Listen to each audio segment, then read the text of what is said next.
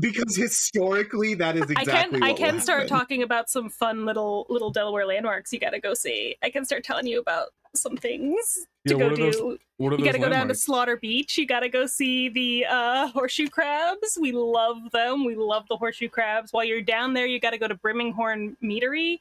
Delicious. Ooh. I can send you the location for the Fountain of Youth if you would like. They filled in the hole and they took the cup, but it's still standing there on the side of the road with the sign. I have so many questions right now. Go to the Fountain of Youth. You can go to the Fountain of Youth. But I can't drink from it. You can't drink from the Fountain of Youth. I can give you the address for the Zwandal Museum, which is a replica of a political building in the Netherlands. Inside of it, it's a little museum. They have the Zwandal mermaid there. Not a real mermaid, is a real corpse.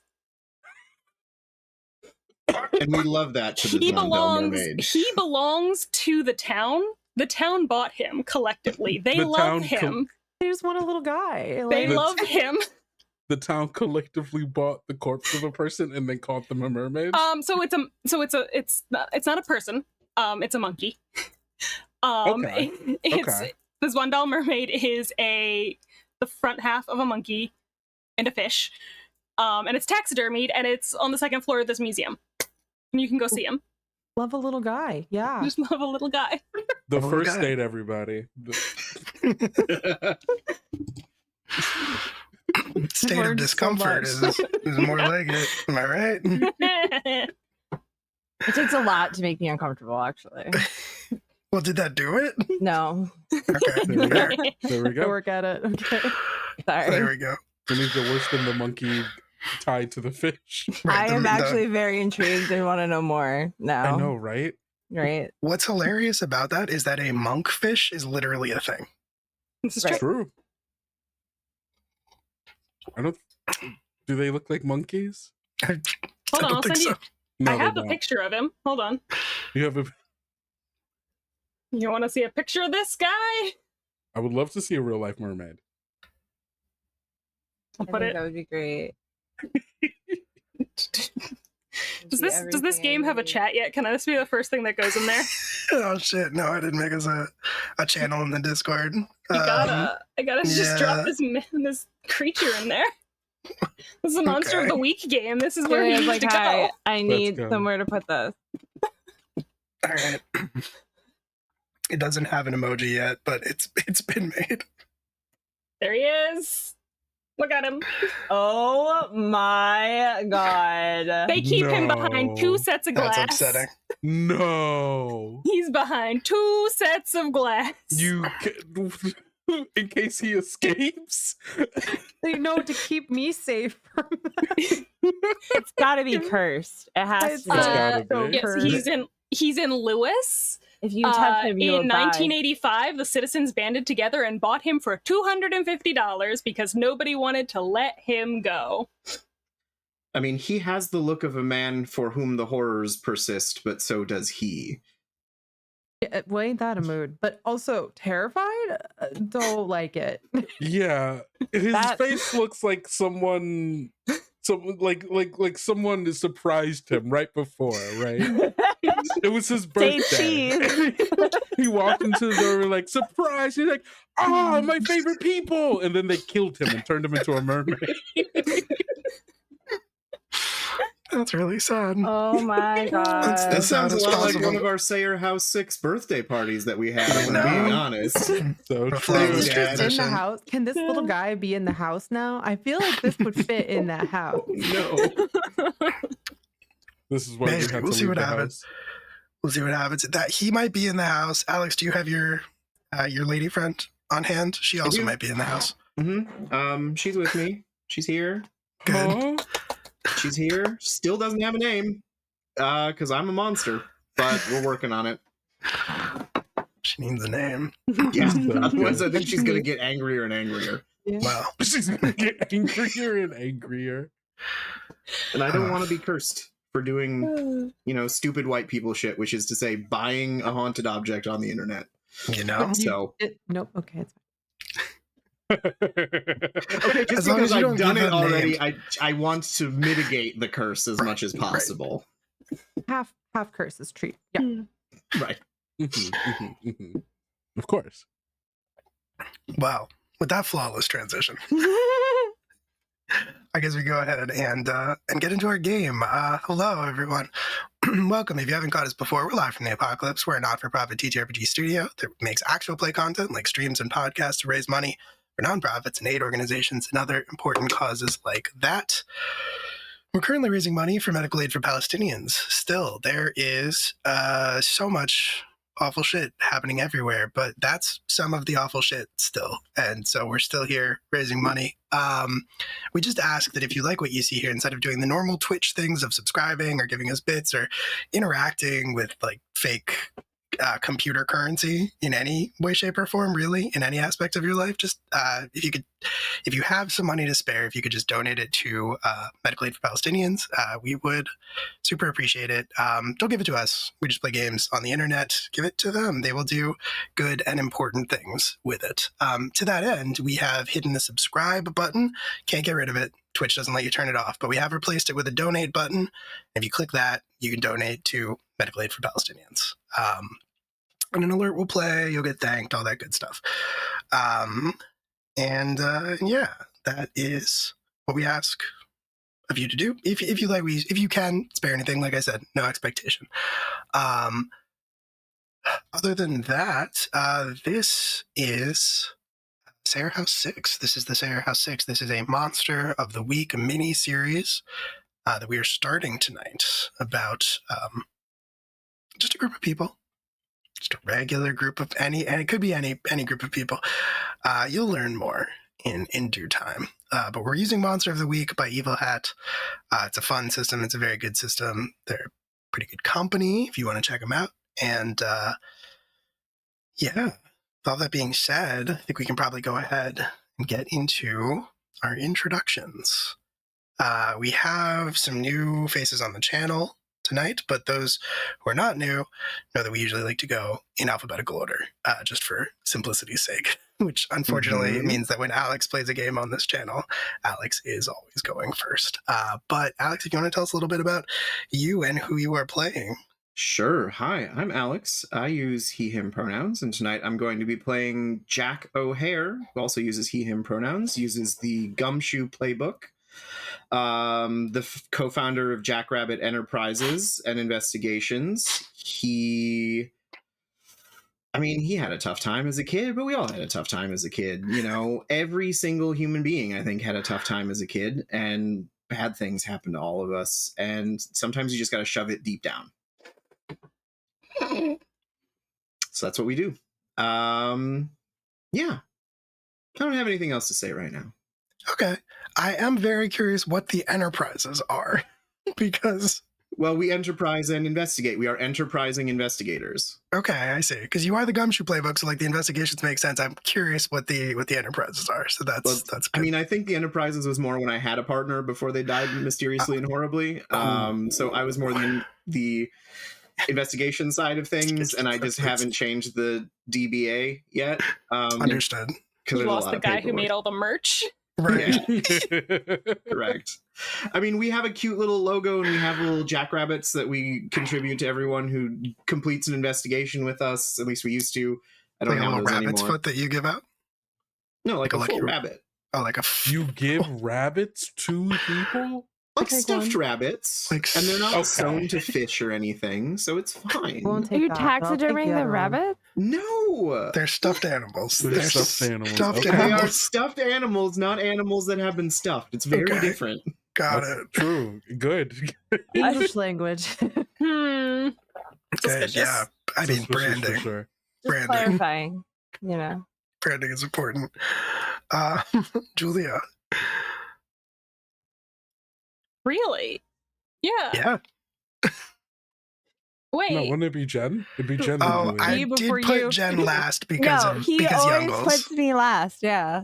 Oh. But that means I always get to go last. It's true. It's true because Jen always introduces herself as Youngles. So I'm like, well, let me just do that then. That's fair. That's fine. That's fair. I understand the logic now. Hi, I'm Julia, she, they. Tonight I'm going to be playing Evelyn Eve Bay, who is she, her. She uses the Searcher playbook. And, you know, Eve is doing fine.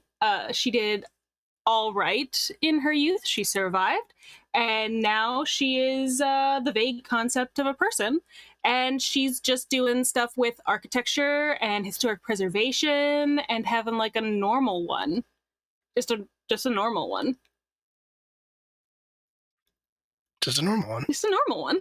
A common theme for this group, I think. Kendo, you're next. No, And you're I'm muted. Yes. And I'm fully muted. I'm fully muted.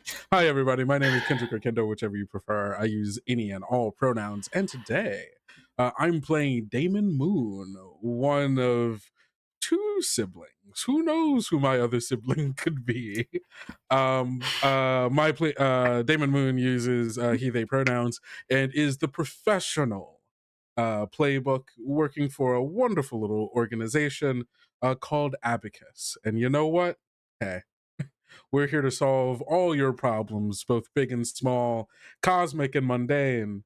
And you know, you got weird spooky shit going on, you know who to call.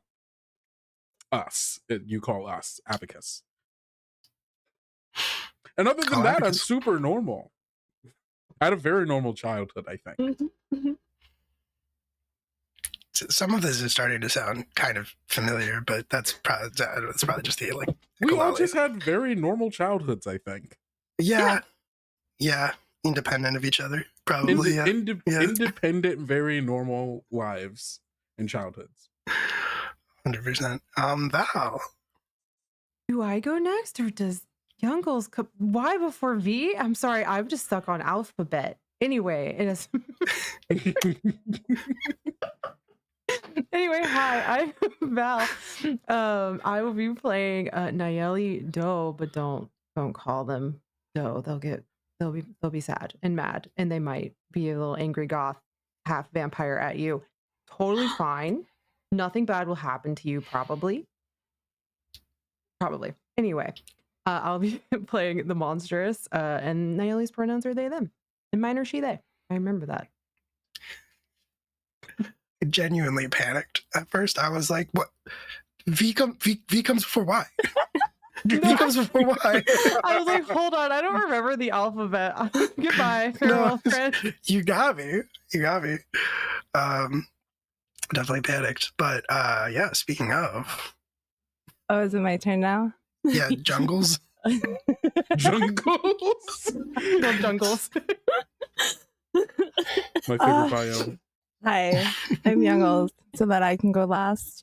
I use she, they pronouns, and I play Unjae Moon, who is a totally normal person, because I always play totally normal and completely not chaotic characters in any way, shape, or form with destinies that they are running away from, because fuck that. That's all I got. What about your very normal childhood? A very normal childhood that was very normal. Mm-hmm. You know, just ran away a few times. It's fine. Who doesn't? Right. Yeah. The important part is you always came back. Sure. Sure.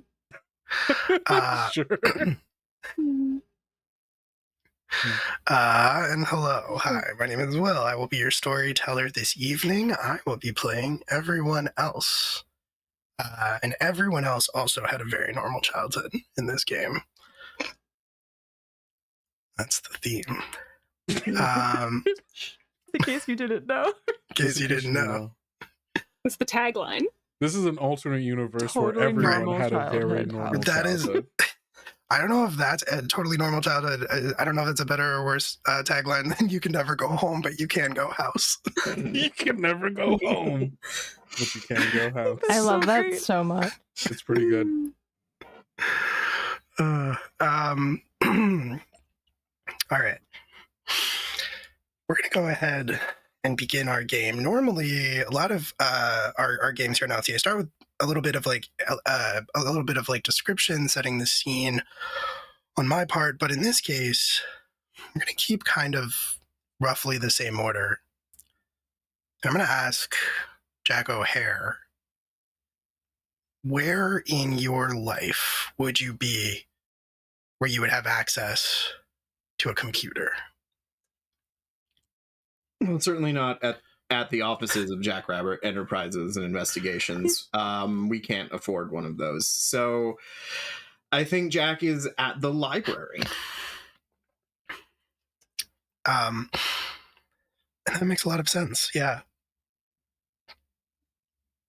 So in this library, Will, do you know anything about libraries? Never been to one. Just curious. Never been to one. Not in my life. Certainly not for 10 years as a librarian. No. You can never go library. Perfect. In this library, this public library in the town that Jackrabbit Enterprises and Investigation operates out of, it is a normal, quiet day. You, Jack, are checking to see the year is 1999. And you have come here to check your email to see if you've gotten any messages or any inquiries or any communications of any type regarding work, requests for your services, anything of the like. And part of that, maybe almost by instinct, out of habit perhaps, you have logged in to your AOL Instant Messenger. Which was not a question that this is not a question that I asked anyone ahead of time, but I am curious if you have a thought about what Jack O'Hare's screen name is. It's probably Rabbit Boy 89 or something like that. Incredible. I love that. I love that. Okay. Or cool. Watership Jack. Oh my god. Watership Jack. Watership Jack is very good. Really Are you good. okay? Watership Jack is Of course really he's good. okay. He had a Everyone's very fine. normal childhood. Hold on. We can't let that get forgotten. I'm putting that in your channel. Watership Jack. Incredible. Jack. Or should I call you Watership Jack? You can call me Trenchfoot if you want. You were checking your emails when you hear a ding, like a bell coming from the computer. And maybe it's been so long, you're not even really sure what it is at first. But when you click around a little bit, minimize some windows, pull up other windows, you find the AIM chat window and the message that you've received from screen name Carter of Mars. Well, that can't be right. It can't be right because you recognize that screen name. Right. And that person can't be sending instant messages. Something is wrong. Because they are dead. Well, I didn't want to say it. I wanted to say it. I know you did, you monster. Does it say anything? It does. Okay. It says, go home. I think Jack's immediate response is to just type no and send. And then he's going to look around for a librarian and try and flag them down because something's wrong with this computer. You do manage to flag down a librarian. They start making their way over to you. But it doesn't they start making their way over to you, but the person, whoever is using the screen name, sends another message that says, it's back. Go home. I must have logged into the wrong account. Maybe this is my fault. I'm sorry. I really didn't mean to bother you. He's going to wave the librarian away. He's going to log out of the AIM and realize that it's obviously a different Carter of Mars. I mean, when that screen name, when the person who had that screen name, stopped doing things that would allow them to send screen names. Someone obviously picked it up. It's a popular reference, John Carter. Clearly. Right. Like someone else grabbed it. It's just a misunderstanding. They didn't mean to message that. I was in someone else's account. There is a logical explanation for this, and it doesn't involve that. So we're closing that down. We don't want to think about that. Okay.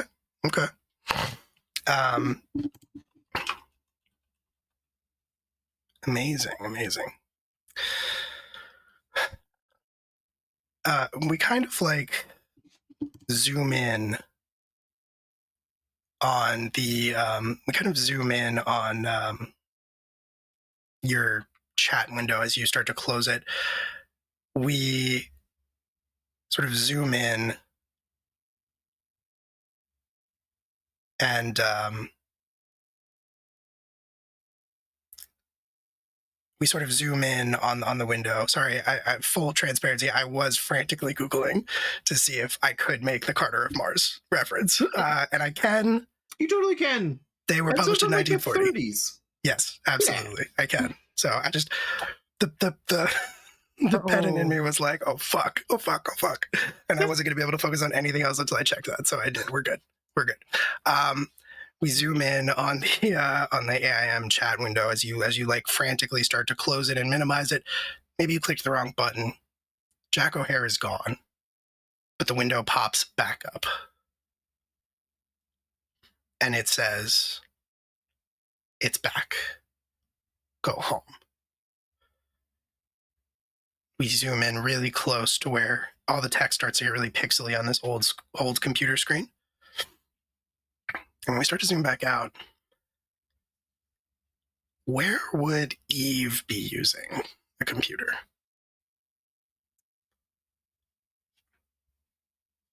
So I think part of Eve's deal is that she travels because it's historic preservation and things like that. She travels a lot on sort of grants and things like that. And so I think she is probably in like a cramped sort of borrowed office at some local to where she currently is real estate office where they handle a lot of historic buildings.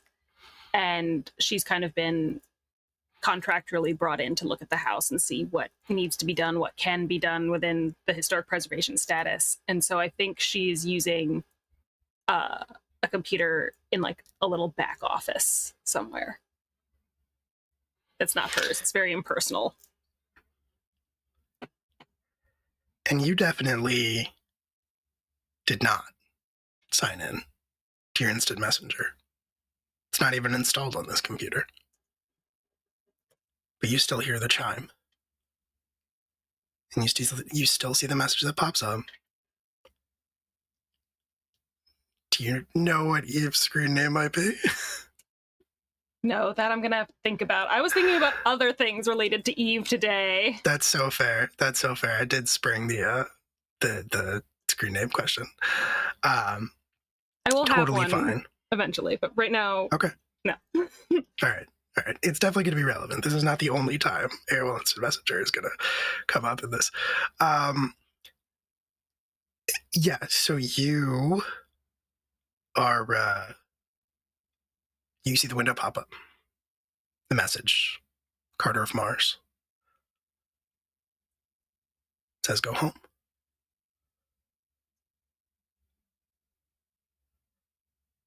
I think she looks at it for a minute and then replies back. I think Eve replies back with, which one? Just kind of snidely. The next message pops up. It's back. Go home. I think Eve says, she sends back now with a question mark. Go home.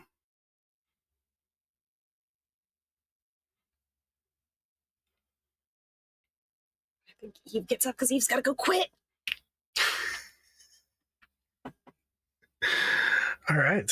You stand up, ready to follow the instructions of this. And the messages just kind of keep flooding in, even as you stand up and you step away again, close enough to see the individual pixels as we pull back to where Damon Moon would be using a computer. I think there's a good chance that Damon is in the office right now.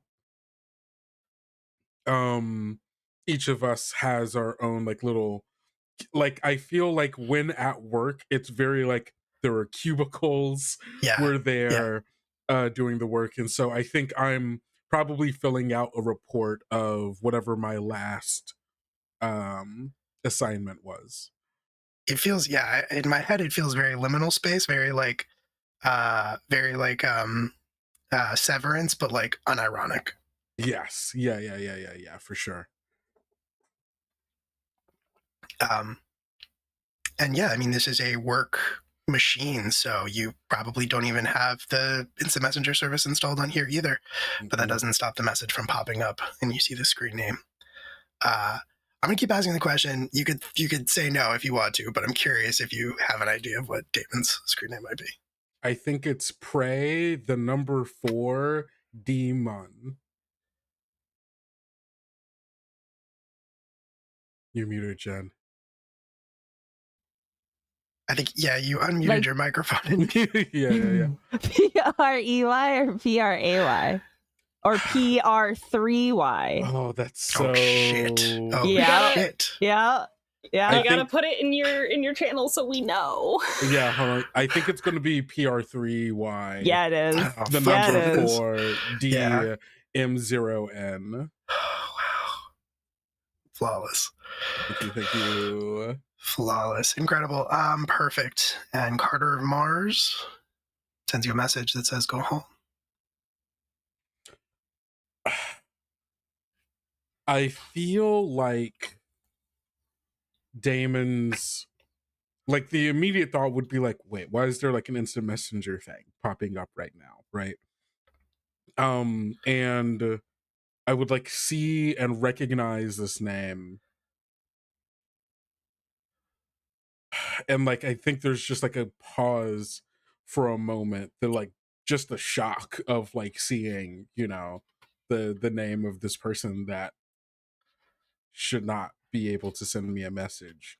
And my first immediate thought is, well, I need to send a report. I need to report this. Because either someone has hacked into our system and is like trying to play a joke, or there is something weird and strange happening here, and I would need to report it regardless.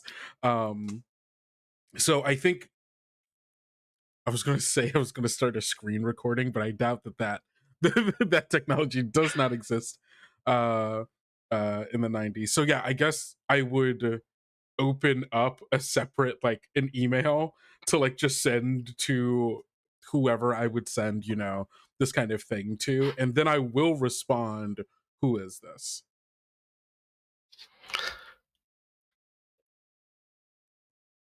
It's back. What's back?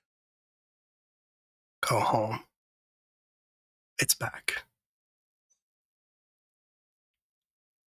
This isn't funny. Who is this?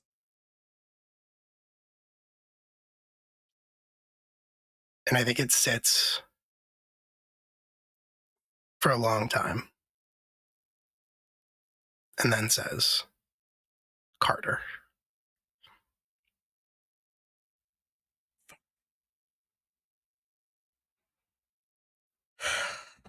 And then I go and I start filling out my report of either someone has hacked into it or my dead friend might have come back from and is trying to get me to go to Sayer House. One of those two options. It's one of those two things. It's one of those two things. I'll let my superiors figure out what to do with that. But I do kind of like, after setting that up, just kind of like sit back in my chair, and I think I'm gonna text my sibling. No, can't text. Or I guess I have. You can on the Nokia if you're gonna punch it out. Three buttons You to a can letter. page though. What is it, T9? I could page you, but also You could I page a have code. Instant Messenger up. Are you on right now? Okay. We can get to me whenever we get to me. Yeah. Yeah, if you're on, then I would see if you're on, and if you were, then I'd message you, and you can wait until, Okay. Yeah, I feel like this might be a thing where you were like messaging each other almost at exactly the same time. So let's put a pause on that. Yeah. And once again, just get real close to Damon's screen before we pull back to see where Nayeli might be using her computer. So I love going last or almost last because I get to think about this. Nayeli is at a guy's apartment, but this guy is dead on the floor because he's a bad guy who treated a friend of theirs very poorly. And, they were just feeling a little peckish. So, and in need of a computer, and the big Buffy VHS tape set that this person had. He's an asshole, but great media collection. So, like, that's their motivation right now, is to not think about anything and like watch vampires on TV. Absolutely, yeah. I can see it very clearly. You kind of have like boots up on the table. You are just sort of stretched out. Buffy's playing on the TV, and there's just a body laying on the ground, which would be bleeding out if it wasn't drained. Totally empty of blood. Yeah. No, they're feeling real good right now. And you hear that familiar AIM chime coming from this man's computer. And they would absolutely just be messaging friends. Like, it's just a Tuesday, right? Like, they're just vibing. So that's just kind of how they couch surf, is they find an asshole to murder. And yeah. Perfect. Yeah. Not hard to do. Not hard to do. Really not, especially, I mean, a lot of things go wrong in the 90s, Like, it's just easier to do things. God, it's so true. Perfect. All right. Yeah, you look over. I guess that is my question. Yeah, did you log in as yourself, or is this just... Okay, cool. Oh, yeah. Cool. Nayeli's AIM username is X, lowercase x, capital X, damn fear, with a 4. So DH4MPYR, capital X, lowercase x. Amazing. Got time to think about it. Thank you. Yep. 100%. And you see that same message. You see that same window pop up. Carter of Mars. It's back. I think they're going to be like, what's back? Who? What? They haven't put 2 and 2 together yet. They're not the sharpest penny. They're just like, what? And it probably takes you a second to like recognize the screen name, because I think that there have been various points where Carter tried to reach out to all of you to like make contact. Some of you were probably more receptive to it than others, but it doesn't mean that stopped him from trying.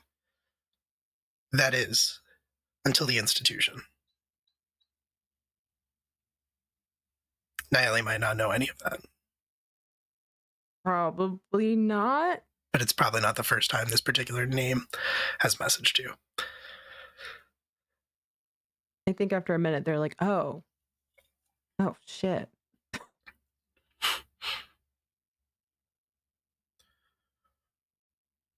Buffy thing is just going. Buffy, like the intro thing is just in the background, like that intro song is just going when they're like, whoa.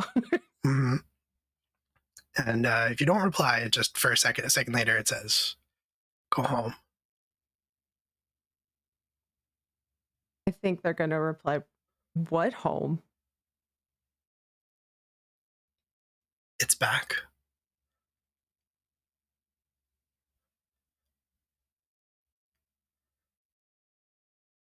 Cool. I think they're literally just going to type that cool.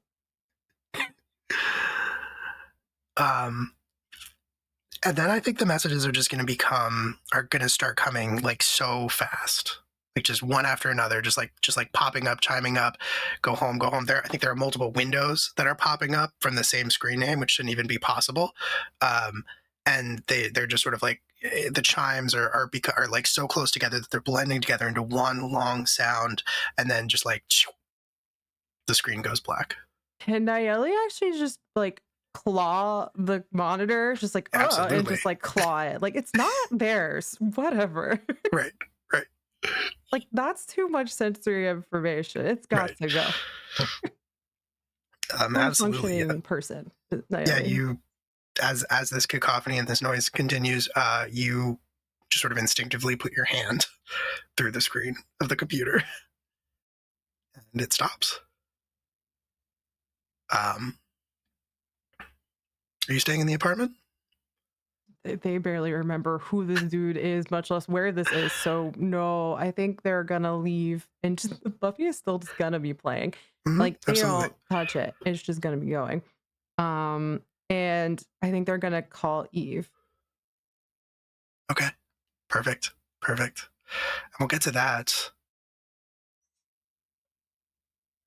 As you step away from the computer and make that call, we like sort of tight close up on Buffy playing on the screen, and then sort of pivot back to the broken computer, where there's just sort of this last flicker of life on the screen, what remains of the screen. And when we pull back from that, where is Jay?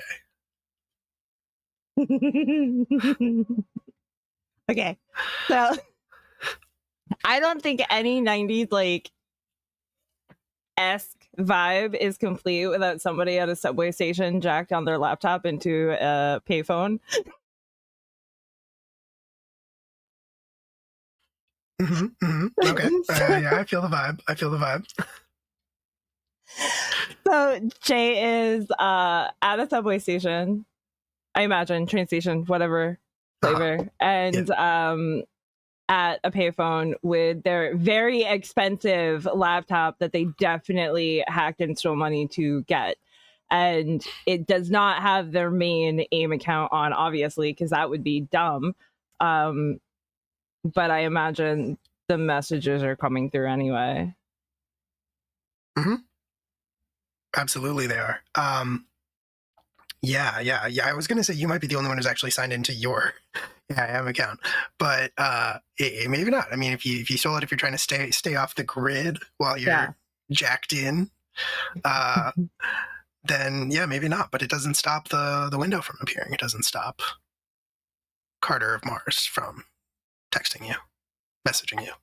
And I think as you see like the nonsensical screensavers of the 90s, anytime anybody tried to hack anything ever, as I'm navigating some weird 3D maze, it pops up and I just like Jay's just sitting there. It's a closed system.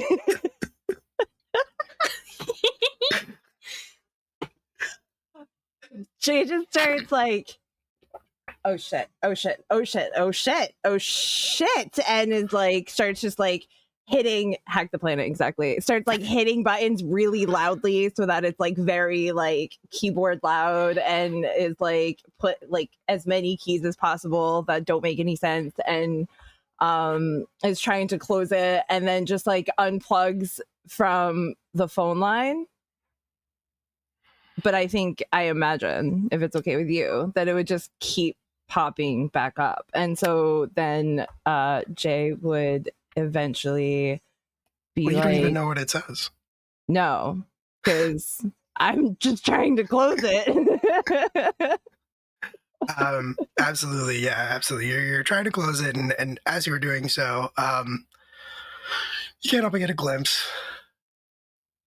It says hi. No, it doesn't. It says go home.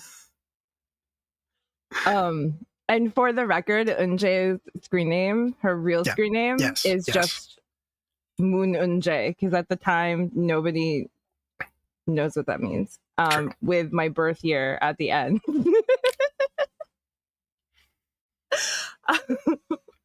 I think Jay would look at it and He's like, what the fuck are they talking about? Go home. Go home where? Go home. And I think they would just type back like, who is this? It's quiet for a second. There's no response. And then just one word, Carter. Immediately followed by, it's back. It's back. Go home.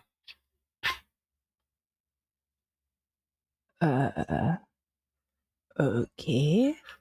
And I think Jay would just plug the computer back into the phone. Which is probably, I imagine, the moment when a message from Damon pops up. Yeah. Go to message Damon since my messenger is apparently here, as your message pops up, I think. Yeah, I think my first message would just be, you wouldn't happen to have gotten a message from Carter today, would you? Dead Carter? Yes. How do dead people AOL Instant Messenger me? That's a great question. I wish I knew. Are you going? Home? What is he talking about? I mean,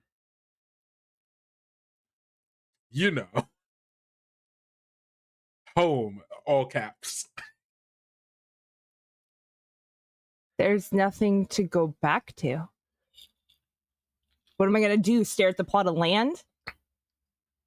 Look, I don't know why either Carter or someone who is pretending to be Carter is telling us to go back there. I'm not planning on going, but I might get sent there. Well, whoever he is encroaching upon my turf because how is he even messaging me on right now? Like, what the fuck? Your turf? Don't worry about it. What are you doing right now? It's fine. I don't think it's fine. What the are you less doing? you know, the better. Oh God, what are you doing? Are you okay? Do you need help? I'm fine. I don't need help. What I need is some dead person to stop messaging me and you to stop. How did and like you just start smashing letters on the keyboard and you just get like a bunch of nonsense like symbols, numbers, like yeah, exactly.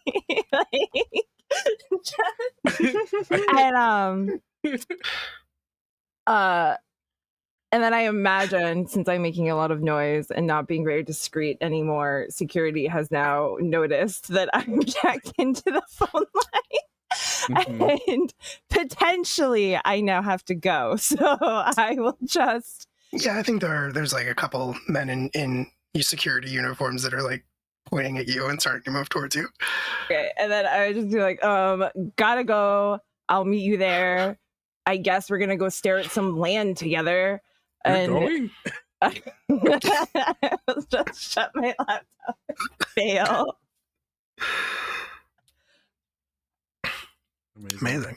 Amazing. Of course you're going. Of course you're going.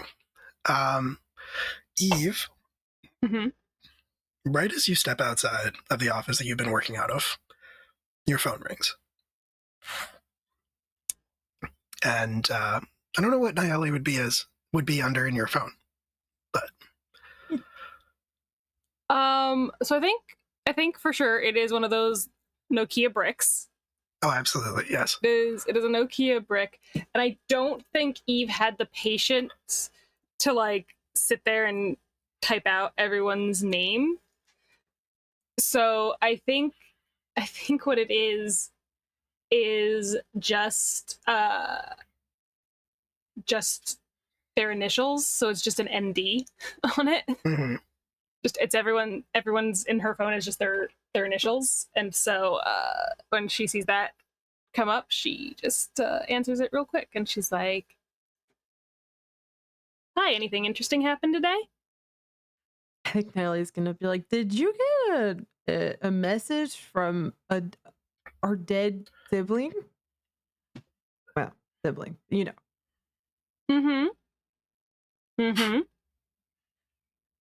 Yeah.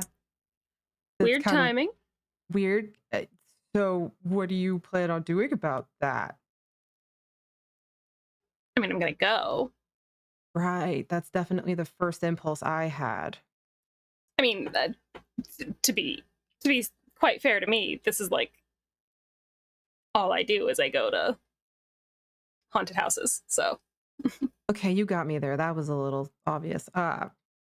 Should I also? It told me to go home too, and I don't really know if there's a home to go. I'm pretty sure there isn't, and why should I do that? Well, you don't have to if you don't want to, but if you do want to, I can pick you up probably on my way. Maybe, actually, I don't know where you are, but even if the house isn't there, the land is still there. And, you know, I've never gotten the chance to go back and like take a proper look at it, but I have been doing a lot of work, and like the land itself is just as important to as the house that's built on it for, you know, fucked up happenings. In fact, sometimes the land is even more important to fucked up happenings. So, you know, it's actually I probably should have gone back sooner than this. Ellie just has is looking at, like, they can still hear, you know, but they're just like, this is a lot of. I didn't take a sharp stat, so the -1. So. I mean, if it's haunted, which, you know, it probably was haunted, you know, it's probably burnt down straight into the dirt. There's probably still something to deal with. Go claw around in some dirt? You like that kind of thing? No, I mean, maybe, I don't know. I've never done it. I mean, I like that kind of thing. It's fun. Okay. Well, I learned something new about you today. Fine. I guess I'll take. Well, I don't need a ride. I don't know where you are. I don't know where I am. I will meet you there. I think that might be better. Okay. Love you. Stay safe. Yeah. Yep. You too. Okay. Bye. Naomi doesn't know how to do endearment. Like, they're like, okay, I love you too. Amazing. You have those conversations, you make your own plans. Mm-hmm. But Jack, you fully disengaged. You left the library. So when you get back to your office, I'm assuming Jack lives over the offices. Jack lives in the offices. In the offices, yeah. There's no question of an extra living space on this Extremely budget. fair. Extremely fair. Perfect. Your key, like, you turn the key and you open the door to the sound of the phone ringing. Well, that could be business. So he's going to run over. Jack Rabbit Enterprises and Investigations. This is Jack O'Hare speaking. And there is a woman's voice on the other side of the line. It says, I'm looking for Jack O'Hare. Well, you found him. Good job. You should have my job. Mr. O'Hare, I'm glad that I was able to catch you. I guess I'm glad that you called me too, or maybe, you know, who are you? What's going on? My name is Karen Koyo Rourke. I don't know if you recognize the name or you remember me. Do I? Probably not the name. You were very young. Okay. Sorry, you had got me at a bit of you got me at a bit of a disadvantage here. Sorry. No. I wrote the article about you and your foster siblings.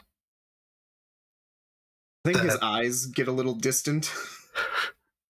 She pauses a little uncomfortably. Say your house 6. Yeah, I'm familiar with who me and my siblings are. I'm very sorry to bother you, but I was just wondering if you might like to comment. On what exactly? It's been 10 years. There's nothing new with that. Well, you haven't heard. It's not really a question. It's more like realization is dawning. There's a lot of things I haven't heard. What specifically haven't I heard?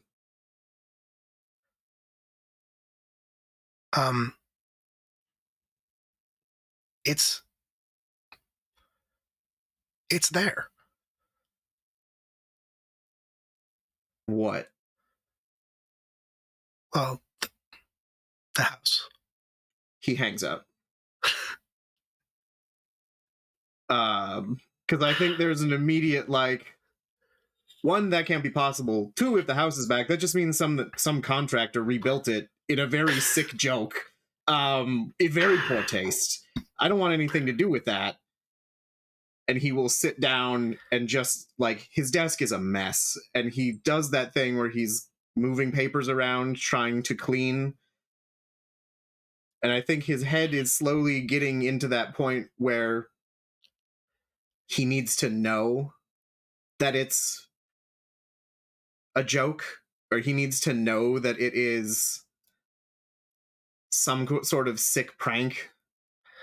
And I think his hand slowly drifts to the phone to call his travel agent and get a trip on credit. It does ring again. Yeah. Right as your hand, like, grazes it. Hello, Jackrabbit Enterprise and Investigations. This is Jack O'Hare speaking. You just sort of hear static. Hello?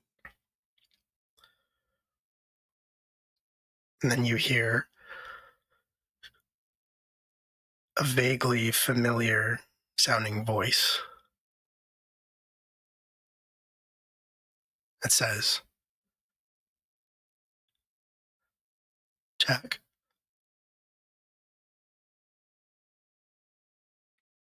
Do I want to place the voice? I don't know. I mean, that's up to you. I do think I might need you to roll to act under pressure. Okay. I would love to roll on that. That's with cool. Which is -1, so we're doing great.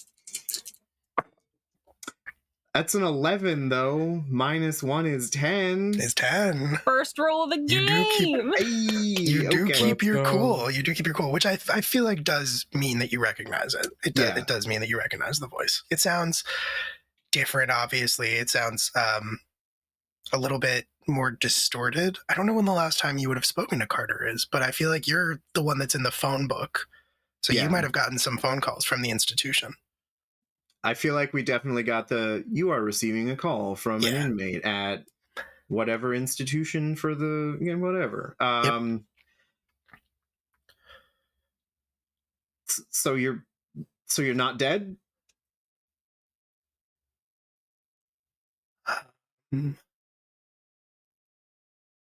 I don't know. What kind of answer is that, Carter? You know if you're dead or not, and since you're speaking to me, you're alive. It's dark here. All right, so you found a place where it's nighttime. Congratulations.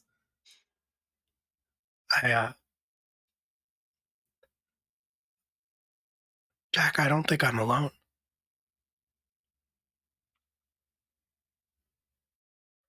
Okay. Is it a bad presence? Is it, do you need to leave? Do I need to call the police? What do you need from me, Carter? I think I'm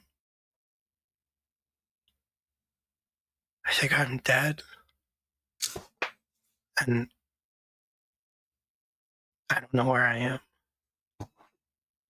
All right, you're having a really bad trip. It's fine. I get it. You're on something. It's not a problem. Just... Can you stay on the line? And then he's going to fumble for a second phone that he's got to see if he can call the police so we can maybe trace this call, and he's juggling multiple lines. Jack, I don't have long. All right, just find somewhere you can hide. It's fine. You're going to be fine. I'm just going to get someone to... I'm just going to trace the call. Carter, just stay on the line. It's fine. Stay on the line. It's back. What is back, Carter? The house is back. came back. It burned down and then it came back. Someone is playing a sick joke on us. It's really poor taste. And if you're a part of this, fuck you. You have to go back. I think he gets all tangled up in the number of phones that he has and trying to make these calls. And like, I think he slams down the phone that Carter is on, thinking that he's putting down the phone that that he's trying to call the police on. And there's just this.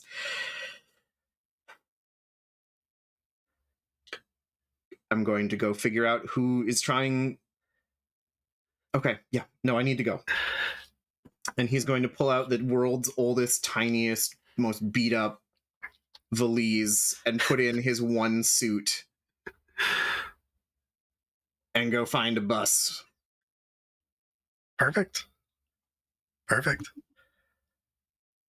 And I think that is a perfect little through line, because when you step off the bus and you start making your way, when you step off the bus, everything around you looks familiar and also hauntingly unchanged. Sayre, Massachusetts looks exactly the same way it did when you left. The stores are still there. Nothing is closed. Nothing is opened.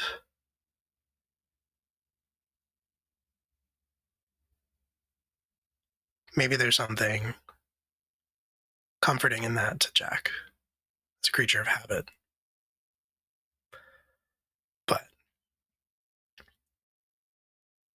you'd be lying to yourself if you said it wasn't a little unsettling. And at this moment, we see Jack step off the bus. We haven't really gotten a good description yet. True.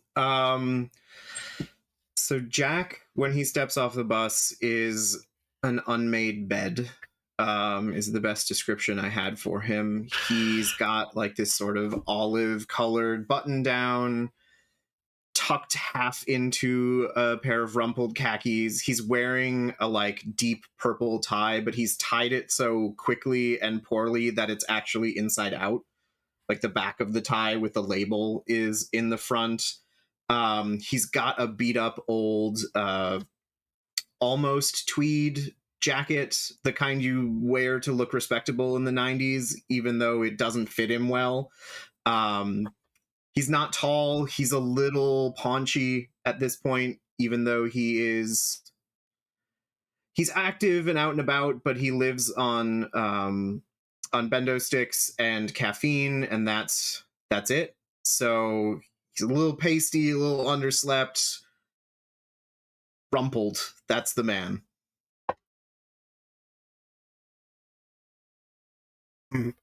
Cool. Hey, Alex, what's a bendo stick? It's a breadstick filled with mozzarella.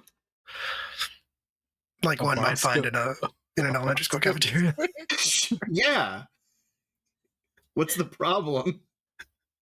I think it's called a Bosco stick. Oh, it's a Bosco stick, excuse me. Yeah. I'm so sorry.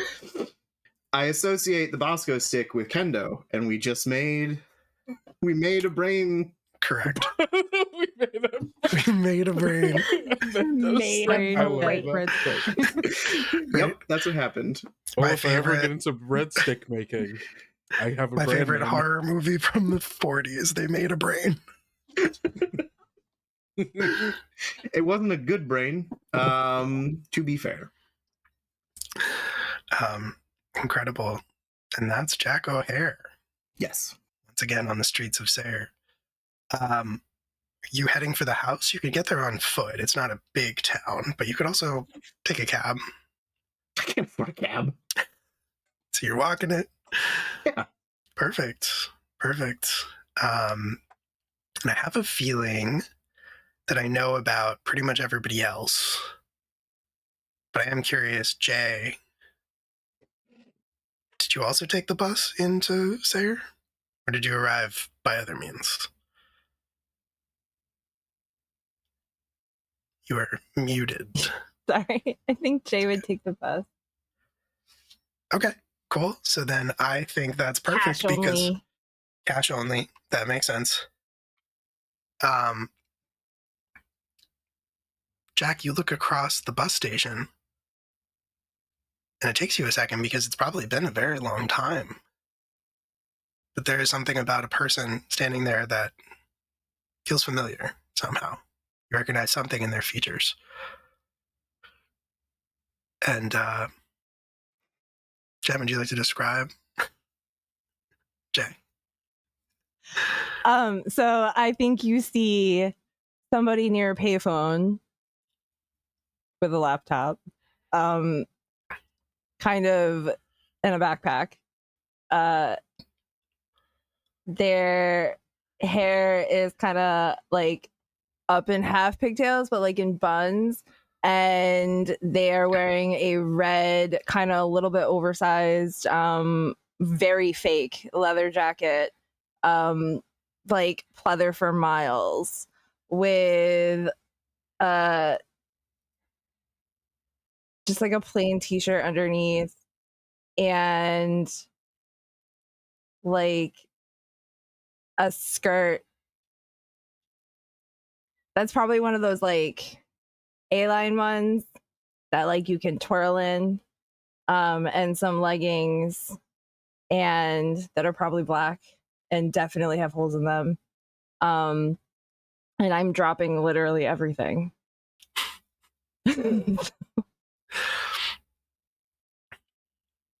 But I think, Jack, you recognize Jay.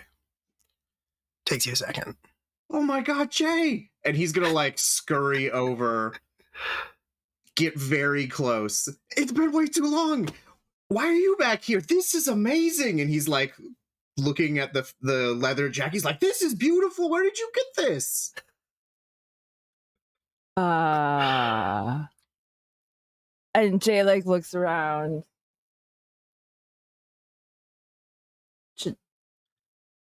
Jack? Jack! Jay! Oh my god, it's been years! Yeah, and he's gonna rip her up in a big hug. Rip it, baby. Slap that Hey, down, dude. buddy. Yeah, dude. And Crack one for Jay the like big boy. allows the hug to happen, does one of those awkward back taps, and grabs the shoulders, pushes you back a little bit, and is like, no, great. How have you been? Oh, I've been doing great. I've got my own investigation and enterprise company. I don't want to interrupt your scene, but I do have to thank my mom for donating. Oh, Thanks, thank you. Mom. Thanks, Mom. Yeah. Sorry, Okay. carry on. As you're talking, it's like one of those things where I picture it like you're standing there talking to me, and I'm hurriedly grabbing my things that are all over the floor because clearly I'm committing crimes, and I'm putting them into my backpack very like fast. You And need help with that. no. Are you sure? Good. More hands make light work. And he's going to grab whatever incriminating papers are there, incriminating documents, cables, just to help you get those in the bag. Yeah, and like I like sling it over my shoulder. It's a good bag. Yeah, it's a Jansport. Sturdy. Yep. Oh. I hear they're all the rage nowadays. You know, all the kids are not important. Why are you here? Oh, well, I got a phone call. Someone's playing some stupid prank on me. They said the house is back. So apparently someone like hired some contractor to build up the fucking house, and so I have to go figure out who did it so I can give him a piece of my mind. What? I got this weird phone call. Someone's playing some weird prank on me. They had some contractor. No. Fast forward. Mm-hmm. Fast forward just a little bit more.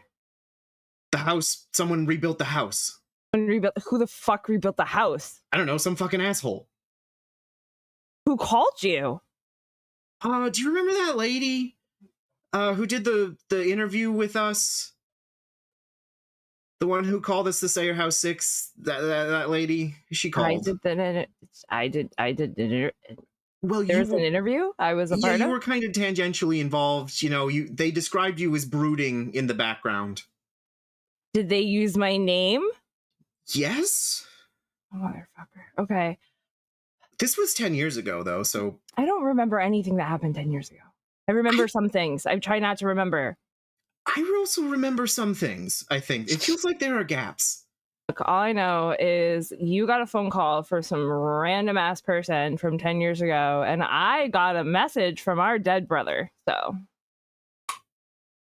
You got a message from our dead brother? Mm-hmm. Carter? That would be the dead one, yes. Okay, well, he couldn't have messaged you. Right? That's what I thought, too, because I wasn't even on my account. So. There is some prank happening here. They hacked Carter's old account. They're calling me. They're rebuilding the house. This is fucked up. Okay. I just want to make sure we're on the same page here. They couldn't have hacked me. Okay. They couldn't have done that. Right. So I don't know what's going on here, but hacking me is not something that happened. Okay.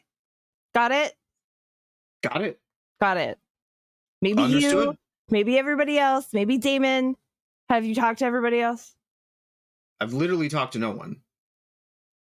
Except for the interviewer that called you. Right. And me now. And you now, because you're here. No, but no one else? Nope. Okay. And I think, Damon, do you have a pager? Yeah, I think I would. Okay, do you are you like one of those people that has like a very high-tech pager that I can text codes to, or are you somebody that has just like a regular pager that's going to call me back on the payphone? Probably a more high-tech one, I would guess. I probably have one that's given to me by my job. Would be okay. My guess. You do probably have one that's given to you by your job, but I also kind of feel like Jay is the type of sibling who would like send you a pager and would be like, this is if I need to get in touch with you. That's actually true. Like, yeah. What about a phone? And they're like, no phones. Yeah. I feel like everyone has a pager from me, then that would make sense. Mm-hmm. Whether you choose to bring it with you or use it is up to you. But okay, this is your burner pager. Yeah.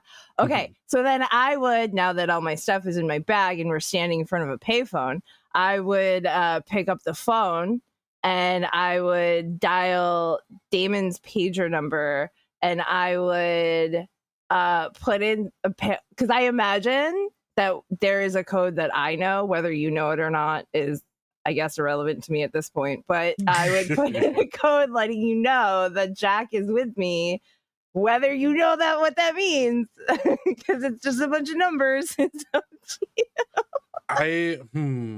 Would you have at any point communicated to me your code as far as like, hey, here's what any of these numbers mean? I would have sent it to you by U.S. Postal Service, yes. It's 80085. Of course. Like, I am with sibling, or I have sibling, or sibling is dead, and then like code number of sibling, and I think that you would all know who I'm talking about. Yeah, no, I definitely, if you sent me a thing that was like, memorize this because this is how I'm going to communicate with you, I would go, God, fuck, and then spend all night doing it. Because I know that you will not change the way that you're communicating with me, so I might as well deal with it. Thanks, bro. Of course. And so yeah, I see that, and I would know that you're with Jack for sure. Okay. And then I would turn back to Jack and go, do you have a car? No. Don't you have a job? I'm self-employed. Don't you need a car to investigate things? No. It turns out you don't. It's not part of the filing that you need to do. We'll talk about that later. Okay. How are you planning on getting to the house? He just looks down at his battered old shoes. We're walking there? I mean, Sayer's not that big. Okay, fine. It's like 1.5 miles. Don't worry. That was an attack on Will. Yeah, that was fucking rude. That was fucking rude.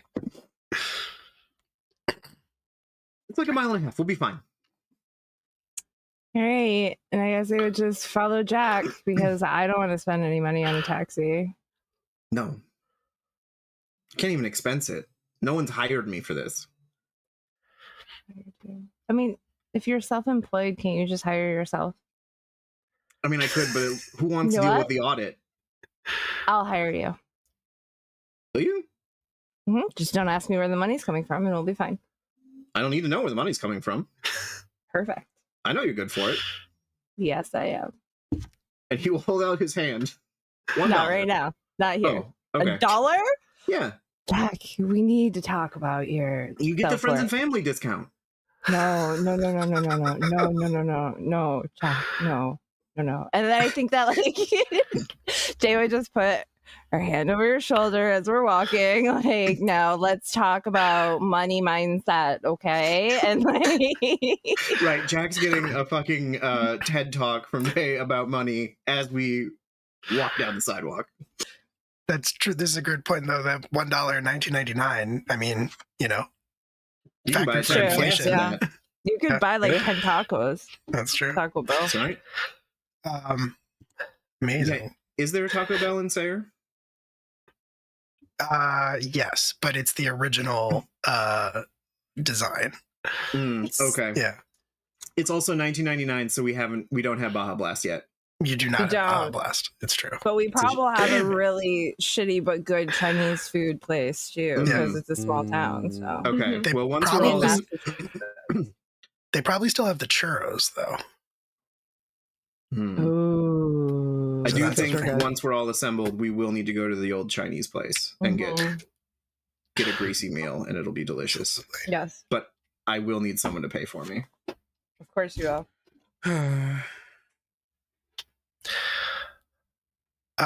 Amazing. You start walking towards the house, and I think as you do so, your old house, Sayer House, as it's colloquially known, sort of at the top of a hill. And so I think that there was a as you were making the walk, there's a car that drives past you, which is odd because there really isn't anything up this road except for Sayer House. And Eve, I assume you were driving. Mm-hmm. I assume Nayeli is riding shotgun since you said you were gonna. They'll be there. They'll be okay. There. All right. Eve said she was gonna pick you up, so that's fair. But well, we didn't establish actually where each of us were, so we just. I said that I would, or Nayeli would figure it out because they absolutely. That's right. Okay, cool. Well, then Eve, you driving in your car pass two figures walking up towards Sayer House. At first, you're not sure who they are. At first, you don't recognize them, but as you get a good look at them, it clicks. Even though it's probably still been a while. You recognize Jack and Jay. I think for Eve, it's probably been the least amount of time between seeing each sibling. Probably. You travel a lot. Yeah, I think it takes her a minute, but it more takes her a minute because she thought she was going to get here first. Yeah. And so she wasn't expecting to see anyone on the road. And so like she definitely like hits the brakes, doesn't turn around, just puts the car into reverse, and then just drives backwards, back towards where they are. Jay, car reverses towards you. Jack is looking at a butterfly. The car that passes you sort of starts to reverse back towards you, and that maybe sets off some alarms in your head. But I was gonna ask, have I seen you in this car? Do I know this car? Are you renting a car? It's definitely probably a rental. Okay.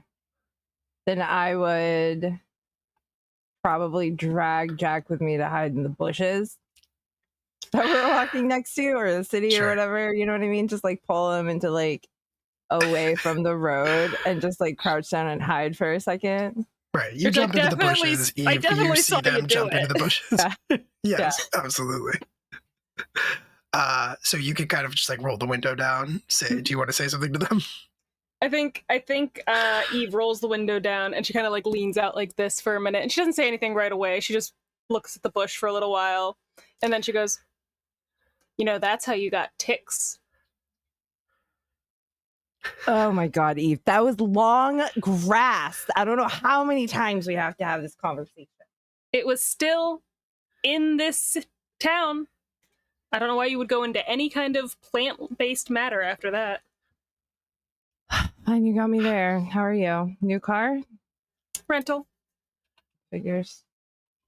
Yeah. Can I hop in?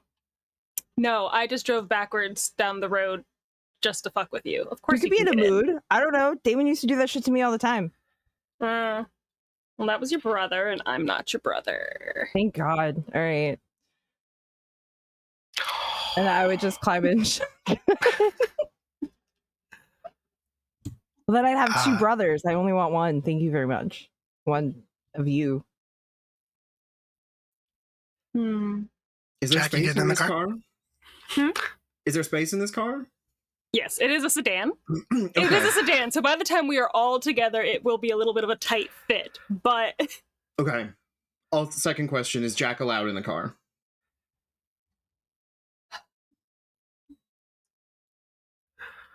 I think Eve definitely does that thing where she, like, the door is open and she, like, drives off a little bit and then stops. And maybe does it twice. Yeah. But she does let Jack into the backseat of the car. Okay. He'll Charlie Brown it. Wait, are you on my side or Eve's side? Because I think if you're on my side, I'm going to keep locking it behind. You know what I mean? Keep pushing it right down. Can you please let me in the car? No. It's fine. Please. Okay. Hi. Oh no. I relate to Jack far too much. I grew up with two stepsisters. Oh, I'm sorry. I think Eve does like turn around in the seat a little bit to look at him, and she's just like, I am genuinely surprised to see you here. I can't say I was expecting anybody else here either. First Jay, then you. What, is Damon going to show up next? Oh yeah, Damon's on the way. We're all going. Did you get dead sibling message too? Yes, Carter reached out to me. Carter's dead. So that doesn't mean he didn't reach out. Look, I know that you have your stuff, okay, but can I pick this moment to just lean in, like, what you talking about? Oh my God, I didn't see you there. Hi. You can't do that to people. I do it to you all the time. You deserve it. What? So everyone got that sibling message? Yeah. No. Yes, you mean no? No. I got a call from the reporter who wrote that report on us 10 years ago. That's invasive. So you didn't hear from Carter at all in any way? No. Not even a little bit? No, because he's dead. Thank you. But hold on. You didn't get an AIM message, no instant message, no weird computer stuff? Nothing? No. I mean, I did, but it's obviously not Carter. He's dead. So that doesn't mean he can't reach out. You keep saying, oh, he's dead, like that's going to stop him. I unplugged my phone or my computer from the line. There's no way he could have actually hacked anything. So he's it's clearly... dead. Of course he wasn't hacking to begin with. Nayeli's still leaning out of the car, like into, like they're not in the car. This car's You can come in. You're allowed to come in.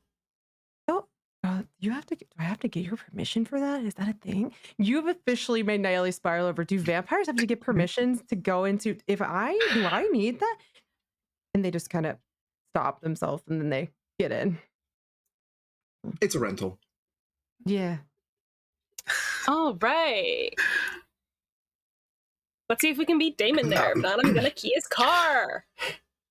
You, Nyla, you get in the car and you start driving. Should I?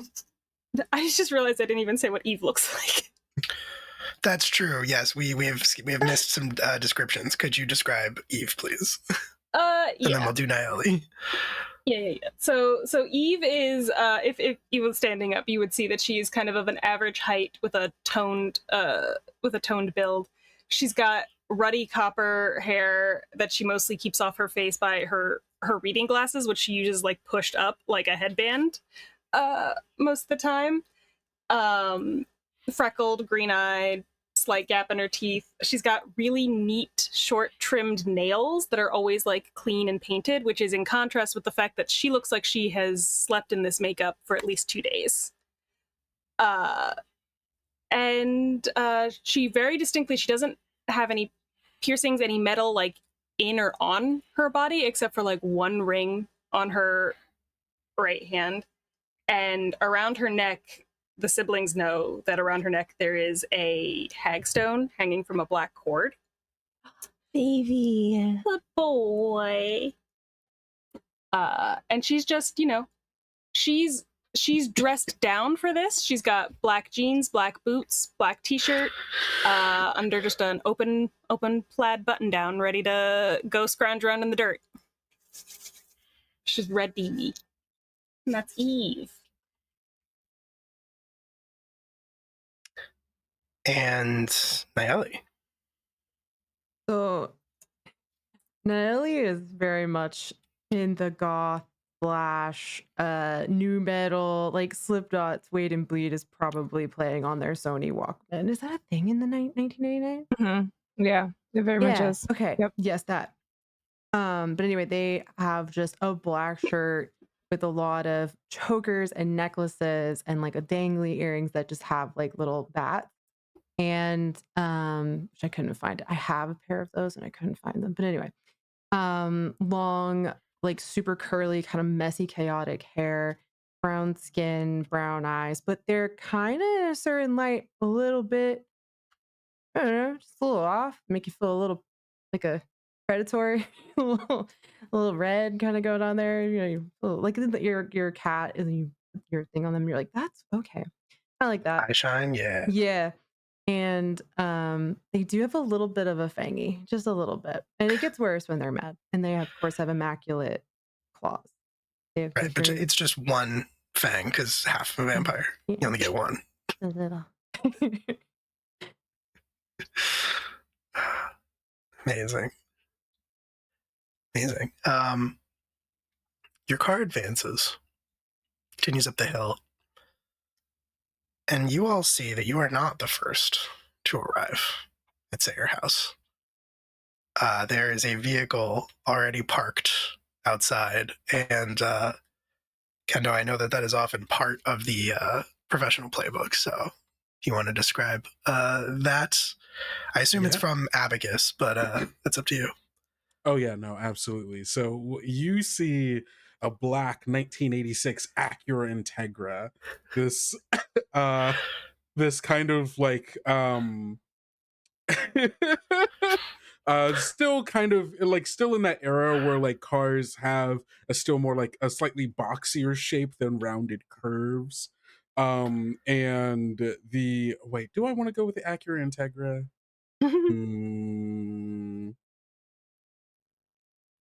Actually, no. We're going with the 95 Lexus LS, which yeah, we are is like still similar and like slightly boxier. It's got a wider build than the previous models of it, so has slightly better handling, and the engine is it rides like a dream.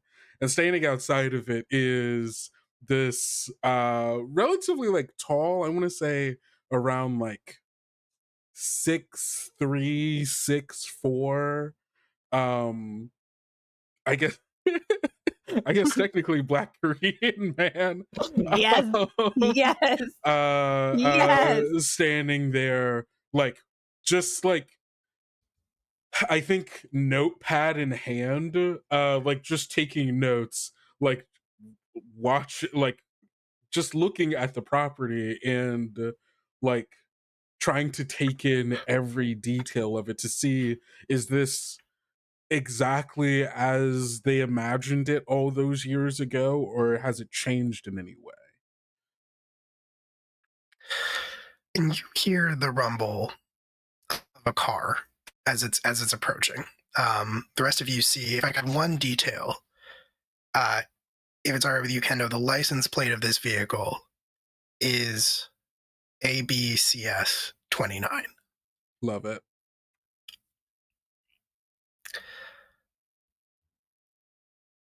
So you all see that, and you all see Damon as you start to approach. Damn it. I honk think at him. Yeah. Okay, yeah. I hear you all approaching. At first, I just hear the car, and I'm like, okay, yeah, whatever. Like, I'm still doing my thing, and then I hear the honk, and I put the notepad down like slightly, and I just like turned and like looked like I don't think I look annoyed as much as frustrated, generally frustrated about the scenario and such. And I see you all, and I very like half-heartedly like wave at you. Well, he looks happy to see us. I mean, he always kind of looks like that these days.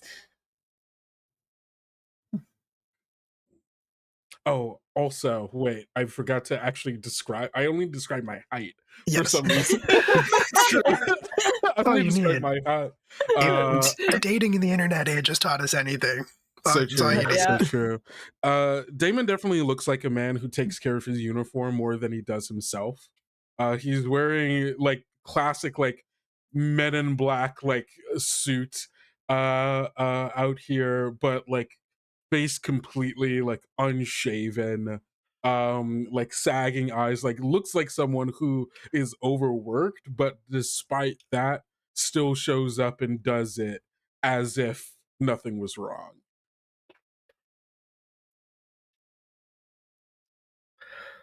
Kendo, Yeah. check your Discord DMs really quick. Okay.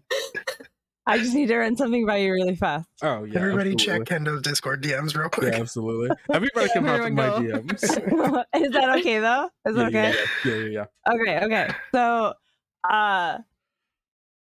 Jay gets out of the car and everyone's like really nice to you. Are they? It just sounds like it. And I just walk up and I put my arm around your shoulder because you're all nice and I'm disgusting because I've just been hanging out in subways. And just go, "What's up, loser?" Good to see you too, Jay. I'm happy you're alive and not in prison. Yeah. Don't put me in prison. You know. Why? I'm not a cop. Yeah. You keep saying that. I'm not a cop. I don't work for the police. I'm pretty sure if he was a cop, he would have put me in jail for trespassing a while ago. Technically, Are you trespassing? no. I mean, the last time I saw you, I was 100% trespassing. I wasn't supposed to be there. No, 100%. You were not supposed to be there, and I'm glad you're okay. And you know, thank you for that. But also, you know, I hope all of you are doing good. Jack, you seem well. Jack is not paying attention to any of this. He's like face down almost on the hood, like feeling the car out, like, oh, this is a real beauty you got. She's real pretty. Oh, thanks. And I like immediately like going like, yeah, no, this bad boy, you know, the agency bought it, and well, you know, they this is agency. Yes, yeah. Tragically, you know, apparently, if I keep doing my job well, you know, they'll let me just license it in my name, but you know, until then, you know. So it's just a rental for now. Just a rental for now, technically, but that's okay. Eve's just got a rental too. That's fair. I don't have a car, so you don't need a car nowadays, you know. That's right. We live in a very commuter-friendly society. Yeah, exactly. Take the bus, train. Where are you living nowadays, actually? Oh, I've got my own little office place. Oh, nice. It's in Boston. Oh. outside of Boston. Oh, okay. That's It's in Quincy. okay. It's where? It's in Quincy. Ugh, Jack. That's what I could afford. After my partner died, there wasn't a lot of life insurance, and a lot of that went to pay the debts, and I was able to get the office. Anyway, this is a real nice car you got here. Thanks. And how are you doing? Jack doesn't know how to answer that question, so he hopes he's not the one who's being directed to. No, to not to Jack. Jack, I don't care how you do. I'm joking. It's very clear. It's very clear how he's doing. To Nayeli. Oh, thriving. Glad. Good. Happy to hear it. Definitely didn't murder someone recently. You fuck. Why would you say that? That's like a very basic thing. I didn't do it. You just said you did. No, she said she didn't. I definitely didn't. Okay, why would you say you didn't if you like? I don't know. You were asking me if I was in prison. Leave them alone. Oh, okay, no, but unlike you, Nayeli. Yes. Has like a more of a thing with that, Oh, that reminds me. I have stuff for you, Nayeli. Oh, thank you. Yeah, I have some things for you. Uh-huh. It's in the trunk. Is it just blood? No, it's more pictures. Oh, it's that's more even pictures. better. Thank you. Yeah. Yes. They're in my trunk, actually. And you know what else is in the trunk? Blood. No. Blueprints to this fucking house. Oh, how'd you get those? You can get a lot of things from county records office if you have the money to pay for it and a license. Well, do I have? I could have gotten them copies too. I have copies of all of your birth certificates, by the way, if you've been looking for those. I have them. What does mine say? We'll talk later about that. Do I need that? And it is at that moment. You should probably, yes, have that, Jack. And it is at that moment that you hear from behind you, not full police sirens, but the kind of whoop whoop sound as one marked sheriff's department pulls in behind Eve's rental, coming to a stop. As the door opens,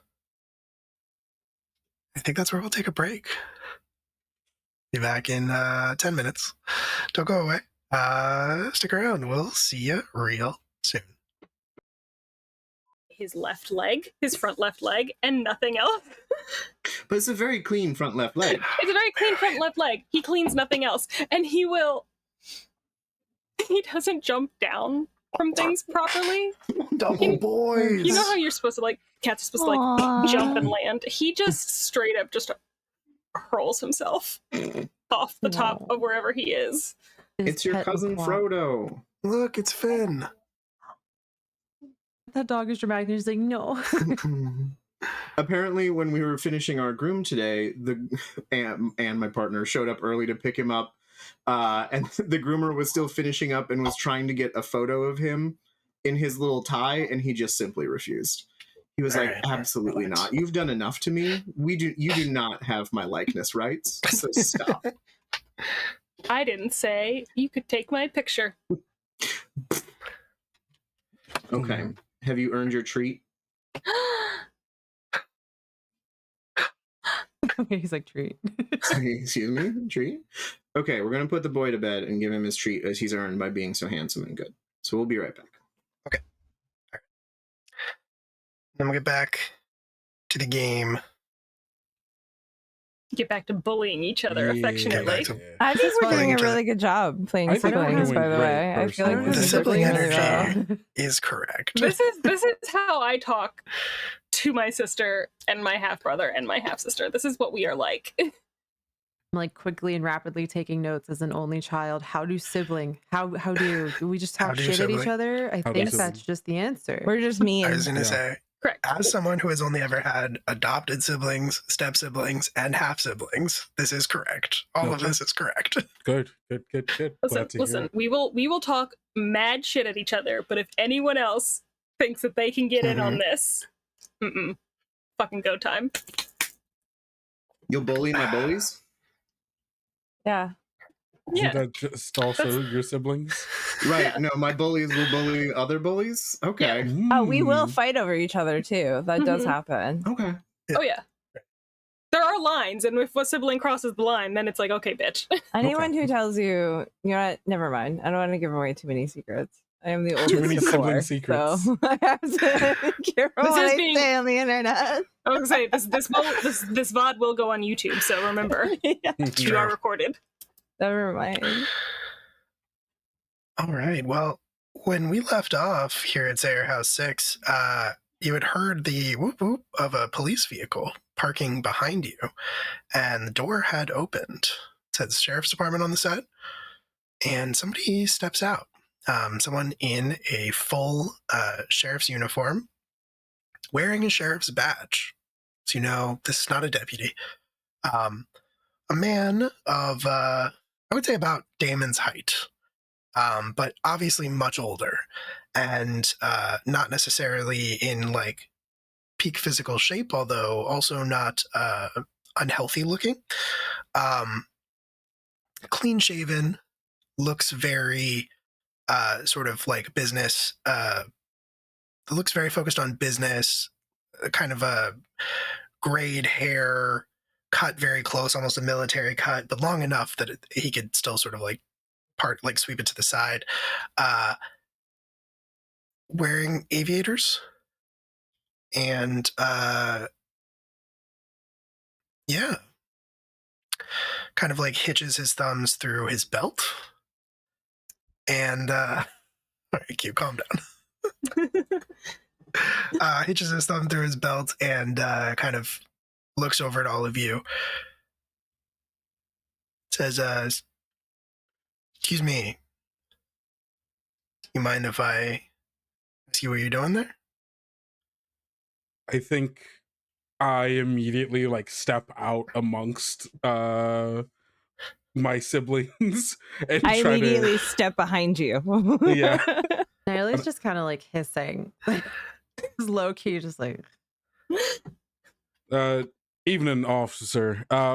We're just checking out the property. We heard that it's recently weird things, people talking, all of that stuff. We're just checking it out.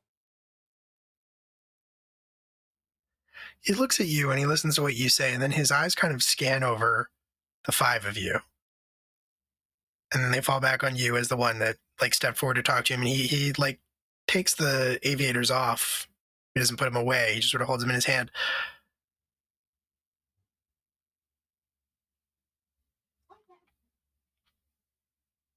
Damon? Do I recognize this man? Yeah, you might, now that he has said something, now that you're thinking about it. Mm-hmm. I think you maybe do recognize him. I don't know that you remember his name, but he was one of the deputies that was there the night of the fire. When you were pulled out of the house, when you escaped from the house, there were a lot of like first responders. There's kind of a blur of faces, but you do remember that there was like one deputy that kind of stayed with all of you once they had like put you together and they were like looking at the fire and investigating what happened. There was one deputy who kind of like stayed with you all and like talked to you while that was going on. Do I remember his name? He is wearing a name tag, so you don't even have to worry about that. So true. So true. And it says E. Dot and then Lee, Leigh. Officer Lee?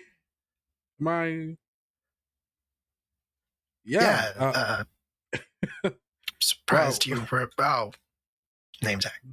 Oh, no. I mean, it's very rare that me and my siblings ever got any positive treatment, so it stuck out in my mind. It's good to see you, and I'm gonna go in doing my best to feign any kind of connection with this man so that he might Okay. he might not be a jackass. Absolutely. Let's roll plus charm. Okay, yeah. My -1 charm. Hold on. Okay. 4 plus 4, 8 minus 1, that's 7. Still a success, mixed success. Can So I bottle up? Can I bottle it up and add +3 to that? Oh no, that's not acting under pressure. Never mind. It's unfortunately not. No, I mean the answer is yes. No. You can bottle it up, but no, it's not going to give you a mechanical advantage right now. I was gonna say I could help, but then you're at a 7, so that would only boost you up to an 8, which is still a mixed success. Yeah, there is that. Yeah. Okay. Cool. Then we're good. Okay. Yeah. So he is gonna do what you want from him, which is to be cool and not be a dick. But he's gonna want something from you in return right now, and so he is gonna shake your hand and give you like a smile. It seems like a genuine smile. Mm-hmm. I was gonna say it's really great to see all of you kids. I mean, the amount of times that I've thought about you all and wondered where you ended up, if you were okay. It's kind of a big relief, to be honest with you. Yeah, no, we mostly turning back to look at my siblings and pausing for a moment before turning back and going, we mostly turned out all right. Yeah. Still need to ask why you're here, though. Still need to ask what you're doing here. I think Eve's gonna step up at this point and kind of point behind him at the house and say, well, come on. And I think, you all kind of follow Eve's gesture, and you see it at the top of the hill. You see it peeking up. You're almost directly in front of it, but not quite. Still a little bit over the hedge, so you can see like the top of it rising up. Just this big old house. Looks exactly the way that it did the morning that you woke up. The morning when it still stood 10 years ago. Sort of, shutters that are sort of been allowed to flap loosely, white paint that has started to chip and fade, 3 stories plus an attic and a basement. Try not to think about the basement. And a front door. Front door with a knocker on it. Just simple wrought iron. Cain and Cora would have told you that it was made from a horseshoe.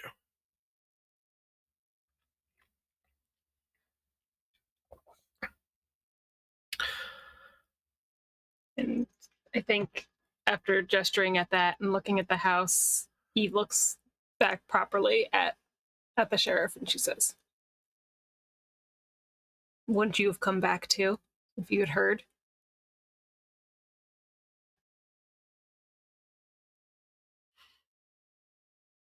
Suppose I maybe would have. Can't say for certain. Not being in your position. How long did it take him to build it? I've looked at the plans before. I pulled them a few years ago when I was doing some work on another property in Massachusetts. It's not a complicated house, but that's a lot of wood.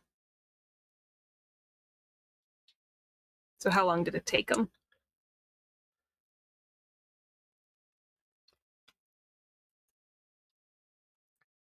just sort of stands there for a second, fiddling with the sunglasses that he's still holding in his hand.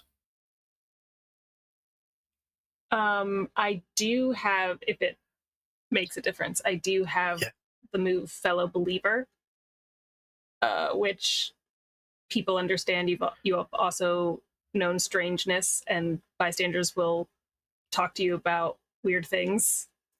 They should not trust another person with. Okay. Does that require a roll or anything like that, or does it just? It doesn't say that I do. Okay. Well, you It's still not got. part of the verbiage. Yeah, I mean, Damon still like rolled to manipulate someone and succeeded, although it was mixed. Basically, what he was asking was like he still needed you to tell him what you were doing here. And now he like looks at you, and you can see something kind of changes. His face goes more somber, more serious. He says,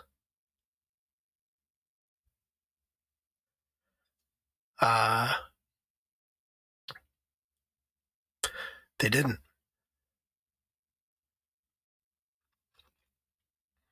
What do you mean they didn't?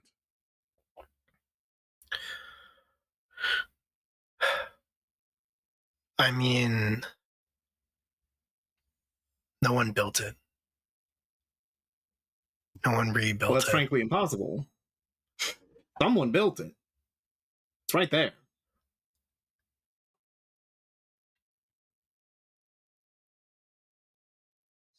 They didn't.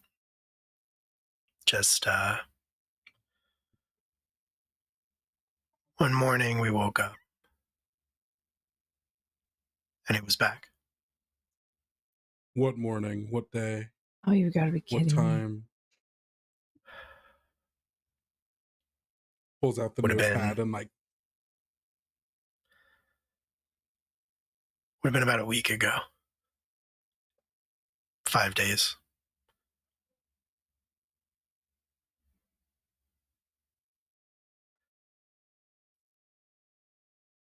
Well, if didn't- it just appeared, then you won't care if I go burn it down again?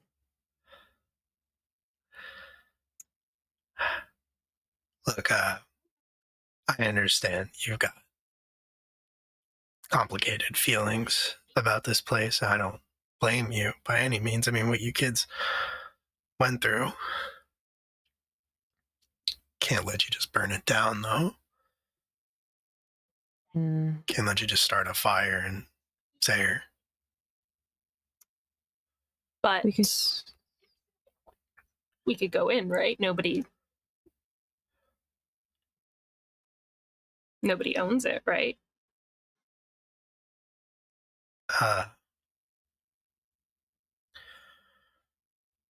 It's not exactly true. It's not strictly true.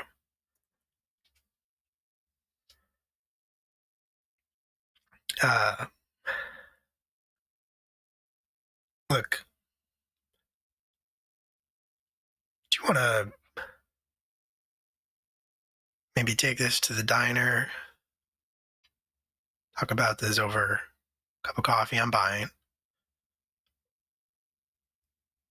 This place can't feel good to be back here.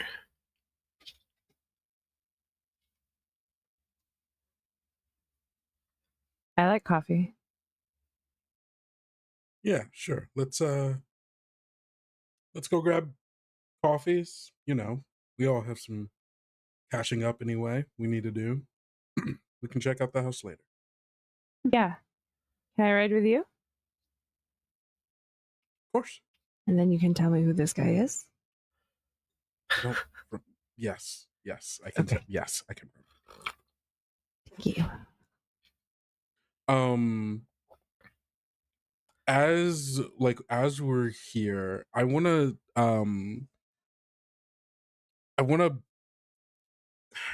over my time working with Abacus, things have been changing about me a little bit. Mhm. And I find myself to be a little bit more open to the emotions of other people, let's say. A little more weird, perhaps. A little more weird, perhaps. And I'm wondering if I can use my, let's say, empathetic abilities to get a better feel of Officer Lee and try to get a sense of like his intentions. Okay. Yeah, absolutely. Oh, Sheriff Lee. I'm sorry, Sheriff Yeah. Lee. Sheriff. He didn't go to sheriff school for 8 years to be called Officer Lee. Whoa, you have to go to school to be a sheriff? I thought they just let anyone do that. Nah, we all know better. You could roll with weird. It's worse, actually. It's an election. It's a popularity contest. Oh God, I forgot. Yeah. Well, I rolled a 4 and a 5 plus 1. That's a 10. It is a 10. That is a 10. You get a clear impression of his current emotional state and intentions. He is feeling sad for you all. He is feeling sad. He is feeling worried about you. He seems to have good intentions, to put it shortly, but he is concerned about you being here. I mean, first of all, he is scared of the house. Fair. But he is scared of the house, but also he is sad and worried for you all. Okay, cool. Yeah. So yeah, as you are starting to split up, he takes one last look at the house and says, I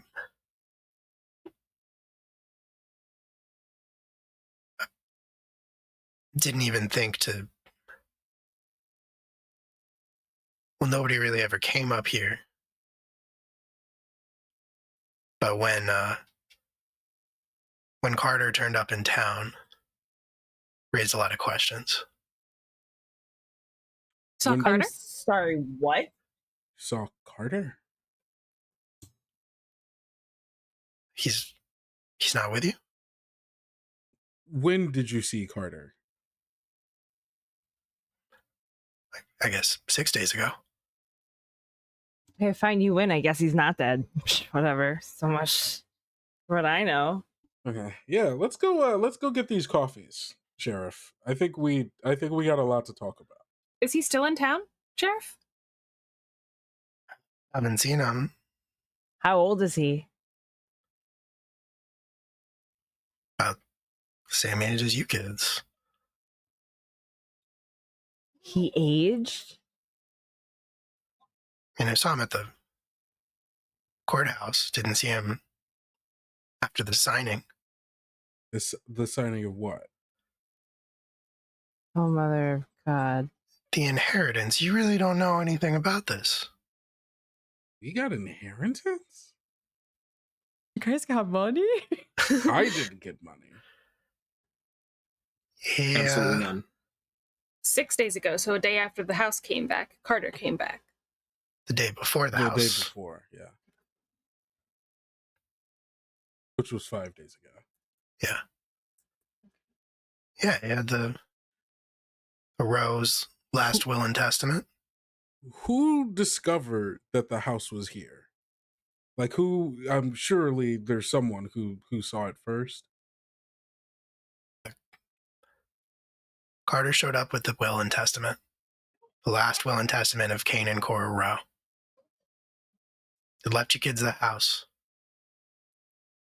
Said he was signing on behalf of all of you. Said you knew about it. You didn't want anything to do with it. Made sense. I thought it was weird, because why would they leave him a house that doesn't exist? So I stopped by. And, well... Have you been inside? He looks a little uncomfortable and just says, no. I'm still empathizing with him. Is that true? Yeah, he is scared to go inside. Okay. So it's our sibling's house. We can go in there. Oh, that motherfucker faked his own death to take the fucking house. Are you kidding me? I'm going in there right now and I'm going to give him a piece of Okay, well, let's... Coffee Why first. don't we go talk? And you can cool down a little bit, and then if you want to come back and talk to Carter, that's fine. I think Naeli's going to lean over to Jay like, we can burn it down later. Don't worry. I'll get us a permit. Hey guys, if the house mysteriously burns down after he heard you say, "Can we burn it down?" He'll know that you guys burned it down.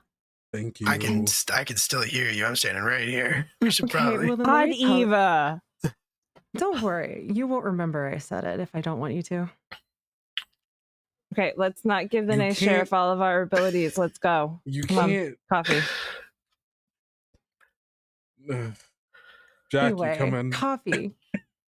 Yep. I'm Coffee trying to sounds get great. you. Yeah, I think I'm trying to pull Jack away from the other car. Absolutely, yeah.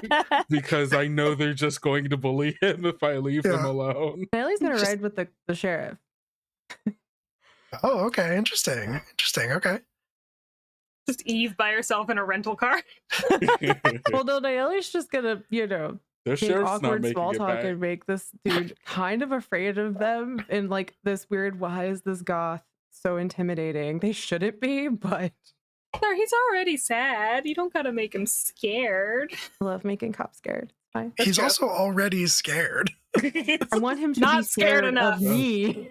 Okay. All right. Fair. Point that fear towards Nathan. Now be scared of me.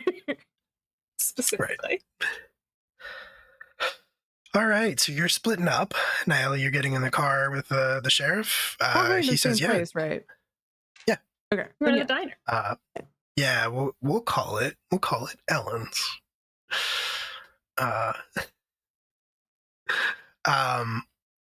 And he says, yeah, I mean, you're more than welcome to ride with me if you want, and I mean any of you, but any more than just the one, you'll have to ride in the back.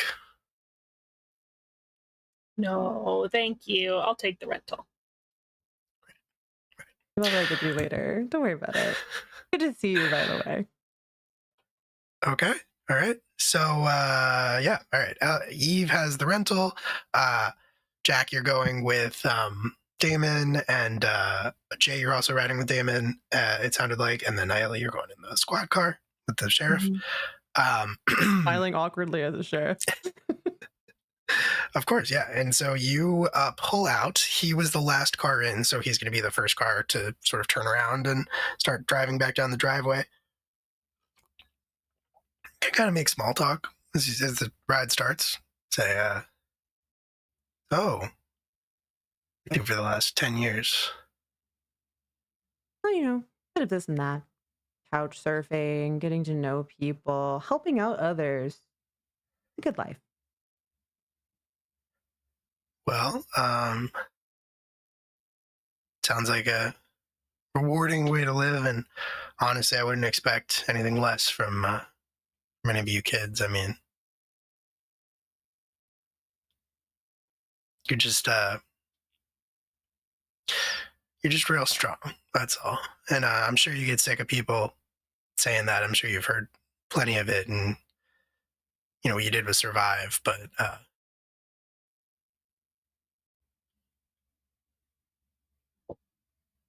I don't know. Glad to see things worked out for you. Naomi just gives this man the most awkward pat on the shoulder, like, thanks, man. You know,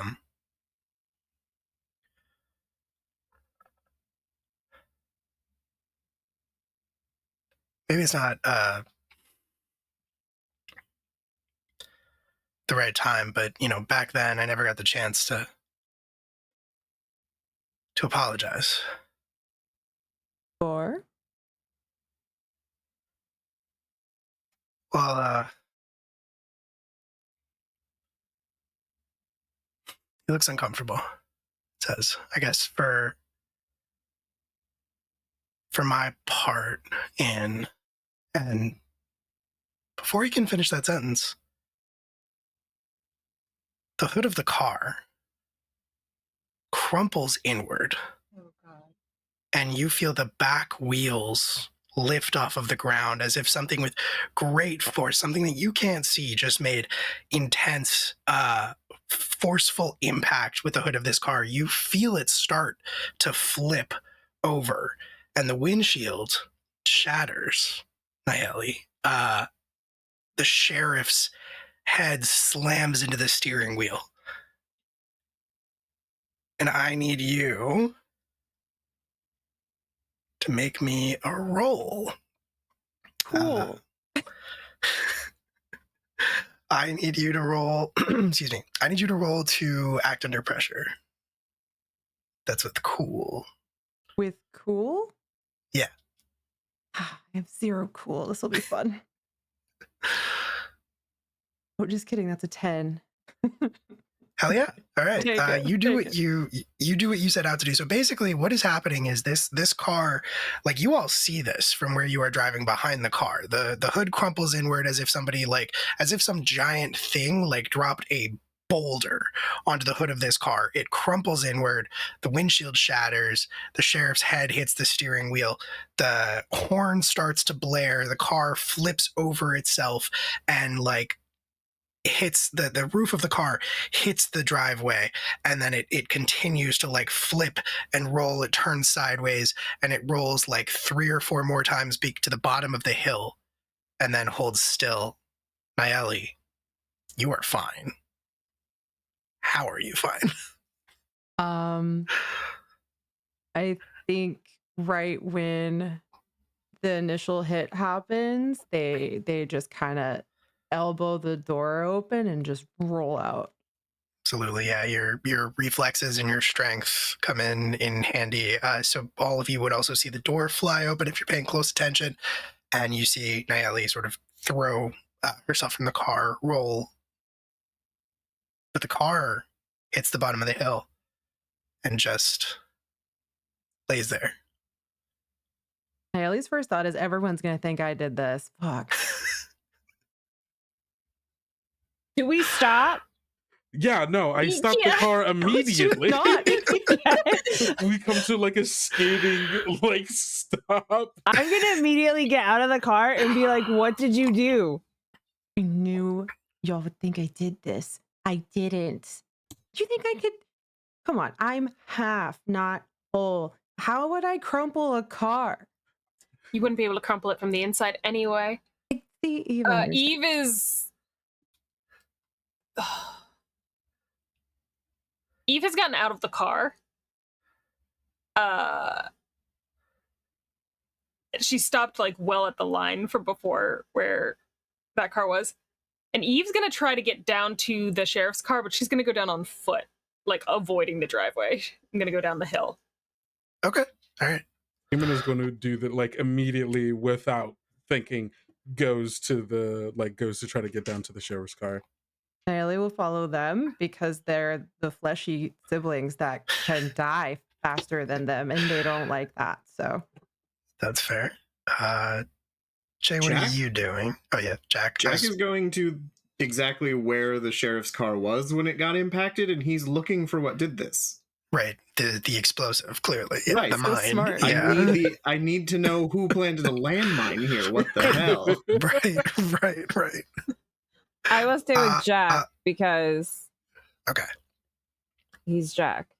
Nayeli's All going, right. don't get into trouble at Jay. Says the person who may have just flipped a car. I wish, but I didn't. Okay, fine. Kind well, of believe you. Jay, it sounds like you were there to protect Jack, but Jack, it sounds like you are investigating a mystery. I'm trying to. That's certainly true. So roll with sharp.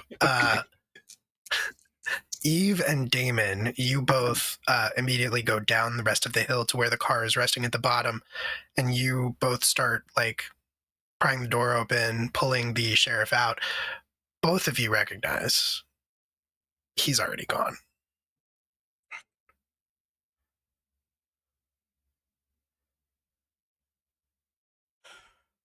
I pull him out. You know, is it like immediately apparent that the impact and like the wound suffered is like what did it? Okay. Yes. Yeah.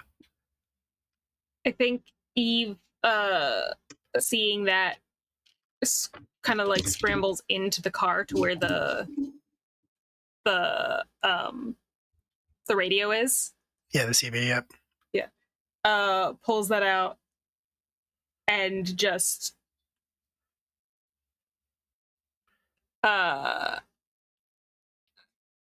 she holds the button down and then releases to see if anyone responds.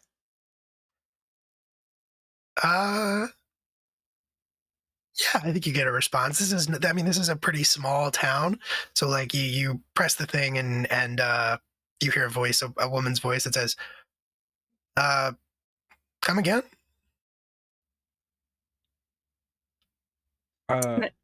Sorry, Yeah. no, go for it. Yeah. She just really quick, she holds up, she goes, there's been an accident. There's been an accident outside of the name of the street that we're on. Sure. Yeah. Windcrest. There's been an accident on Windcrest. The sheriff's car flipped. And then she's not going to say over the open radio that he's dead. She's not going to say that. Sure. She No, of just course. says, Yeah, I hear you. She just says there's been an accident and his car flipped. Okay, and the dispatcher or whoever is on the other end does not ask you if the sheriff is dead. The dispatcher is very professional about this and just says squads, cars are on their way. Stay put. Don't go anywhere. They'll need to get your statement. And then if you don't say anything else, if you don't click the button again, the voice will say a couple more times, hello? Are you there? Hello? Then we'll stop if you don't say anything. I think Eve doesn't respond back yet. So she just kind of like tossed. She said what she needed to say, tossed it back in there. Sure. Okay. Yeah. Damon, are you doing anything while Eve is calling that in?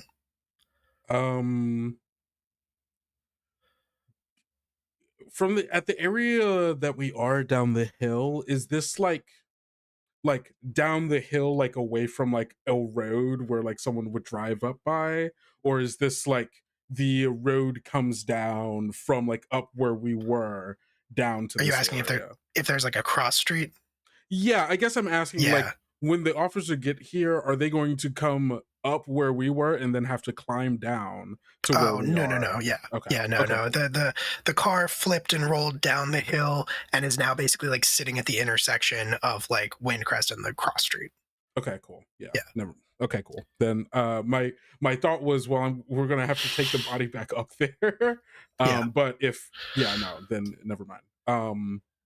Yeah, I guess I'm gonna just sit here like I'm gonna sit here on the ground, like head in hands, just like playing the scene back and back in my mind.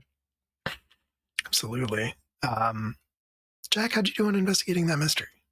Rolled an 8 + 2 for 10. 10. All right, very cool. So you get to ask some questions. I do. You get to ask 2 questions. You have 2 holds. 2 holds.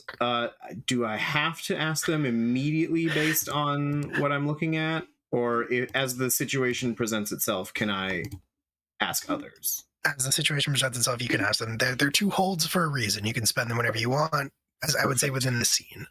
Yeah. Okay. I want to know what happened here. Where's the landmine? It's a great question. There isn't one. Son of a bitch. All of your investigating, all of your evidence points to one answer, which is that nothing exploded here, nothing blew up. You're looking for a reason why this might have happened. There's no wire, as improbable as that might have been. And despite your best efforts, you are a pretty good investigator. So you can also see down the hill where the hood of the car is crumpled inwards, as if something made contact with it from the top, not from the bottom. Okay. All right. Well, maybe I didn't see a plane fly overhead, but maybe someone dumped their frozen waste and it fell down and it hit the car. It's entirely possible. The only logical explanation. I do think Jay sees Jack like getting down on the ground and he's like digging in the dirt a little bit or whatever the gravel of the road in the dirt. is. On in the dirt. On in the dirt. On in the dirt. The prophecy has been fulfilled. And then I think once he realizes there wasn't an explosion, he is going to head down to the car to have a look for the probably now melting ball of human waste that hit this car. Okay. Nayeli, you were walking down to join the others at the car, right? Yeah, After you had that brief exchange with Jay. I was gonna ask if I could investigate with my -1 sharp. Yeah, go for it. I just want to look around. That is a 8 -1. Still 7, still 1 hold. Still got 1 question. And I do know what I want to ask. I kind of want Nayeli to be able to use sort of their half vampiric senses, I guess. And what is being concealed here? What can they not? Yeah, absolutely. See. What is being concealed here? So the road up to Sayer House it has trees on either side of it. And you, as you start walking over towards towards Eve and Damon, you hear the sound of like a twig snap, something that none of the rest of them would probably be able to hear, but because of your heightened senses, you do. And you look over at the tree line to your right. You see a figure standing there. It is dark. Or it's not dark out, but they're in shadows. It's kind of hard to get a good look. It looks like they're maybe wearing a jumpsuit, maybe. Something similar to that. Looks like one piece. But you could almost swear that you see the pale, almost gaunt face and the sort of dirty, like dishwater blonde hair of Carter.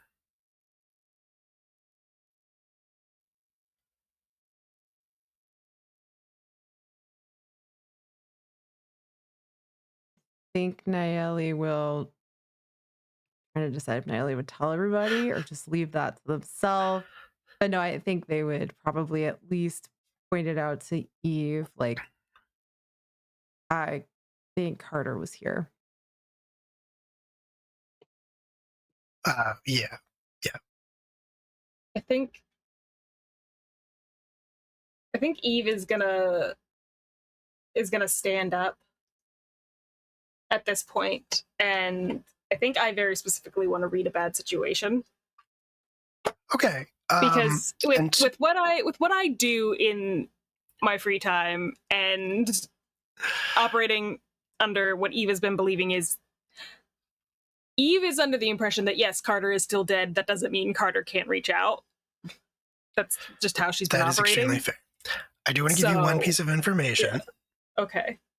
Which is that when Nayeli points, you also see Carter standing in the shadows of the trees.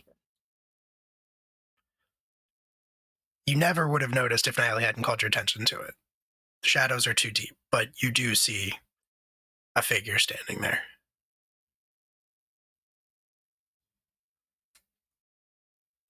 And I think as you watch and you're not really sure exactly what to do, you see them start to walk out of the shadows, not necessarily towards you, but like towards the road, and start walking up the hill towards the house. Knew we should have burned it immediately. Eve's gonna call out to him. She's gonna say, Carter. Yeah, Carter, he stops walking. He stops walking and he turns around. He holds up a hand and he waves at you. With this, let me set the spatial scene here. He as he pauses in the road as Eve calls out to him. And I think at that point, no matter what any of you were doing, Eve calling out Carter's name is going to draw your attention to him, and you're going to see him kind of standing there. And now that he's in the light, you can see that he is wearing some kind of like jumpsuit. It looks like when he turned around and when he started walking up, you could see something like stenciled on the back. I didn't name the institution, but yeah. It says like Normass Mental Health or something like that. And you can see that stenciled on the back of it. When he turns around and pauses and waves at you, you all see him. So yeah, sorry, Jay and Jack, he's maybe like 30 feet away from you. Nayeli and Eve and Damon, you're like closer to the bottom of the hill, probably more like 100. Does he respond when I said we came home? I think he does. He's never really had he's always been very quiet and soft spoken, so like you kind of barely hear it, but I think you hear him say, "Hey, Eve."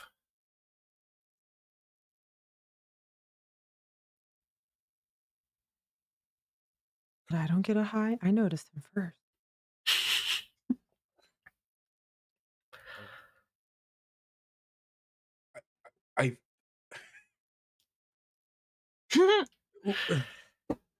Like, there's a part of Damon that does not believe that this is Damon. I mean, that this is Carter.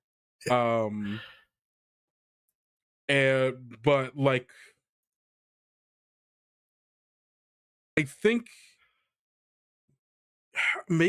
his first thought might be to like slowly get up and like run towards him to give him a hug. Yeah, absolutely. You can absolutely do that.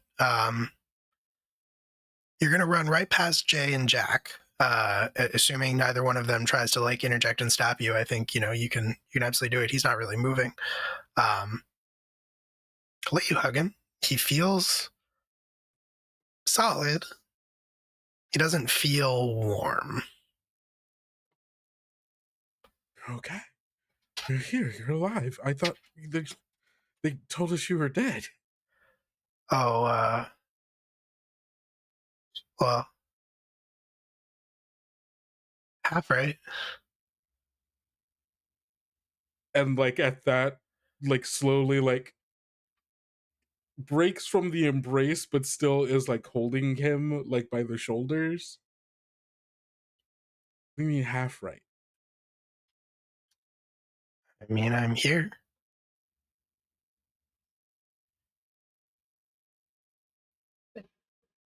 At this point, no, go ahead. No, I was just gonna say I turn back to all of you. Oh, okay. I was gonna say at this point, I walk up and punch him in the face. Yeah, absolutely. You can do that. You punch him in the face. I don't think you even have to roll for it. He's not expecting it. He's not gonna try to like stop you. He's just you punch him in the face and he just kind of like sits down. But he doesn't really react like it hurts. Where the fuck have you been?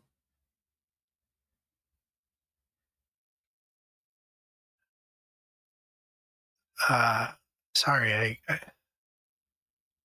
guess I thought that they would have told you guys, or I guess like I thought word would have gotten around. A word got around. Been hanging out near any computers lately? Oh, you got my messages. Yeah.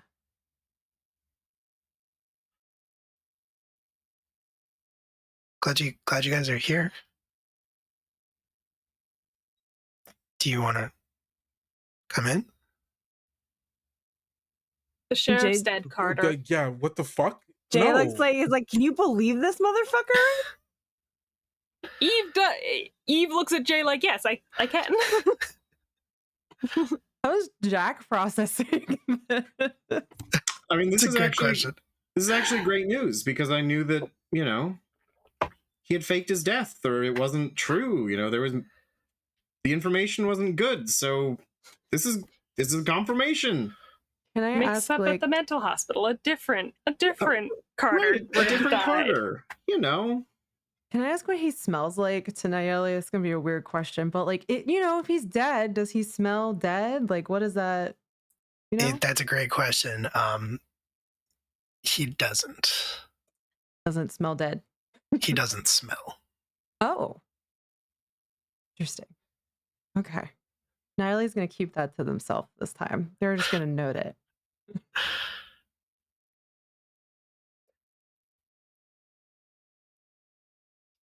Come on, guys, we're burning daylight.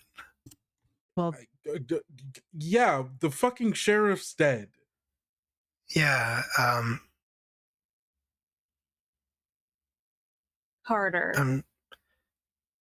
I feel bad about that. He was. Did you do that? Oh, fuck. I mean, I had to. You almost killed me. Why? Maybe. Oh I mean, I'm fine. But... God. Why did you have to do it? How? Okay, well, which one do you want me to answer first? Why first? Start with why. Maybe we should go in the house first. Absolutely not. I don't think we go in the house until we fucking know what's going on. Guys, Right. In the house, we know what's going on. guys, we gotta go into the house. Why? Because it's the whole reason you're here. It's the whole reason any of us are here. The whole reason I'm here is because my dead sibling messaged me on a laptop that didn't have the internet. That's really nice, Jay.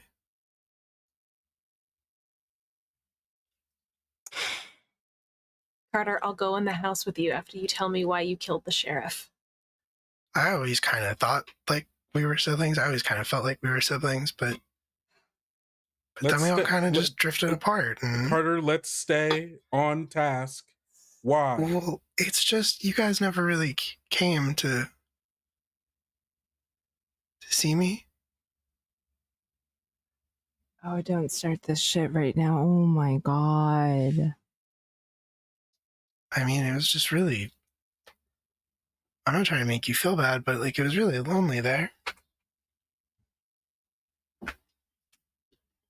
Just the slow movable of cat got me. He was getting bitey. You're right. No, Carter, you're right. We didn't.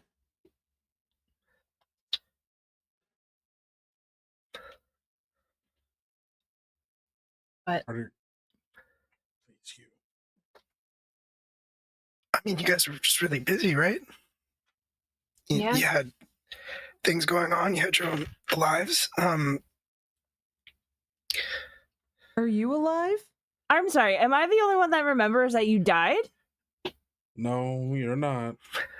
you're just the only No. one who seems to think that it's a problem. No, Jay. I remember. I mean, I remember all of it. I remember every second of it. I remember every second being in that place. And I'm really glad that that didn't happen to any of you. That when we got out of there, you were able to move on with your lives and forget about it and forget about me, because I know I can be a lot.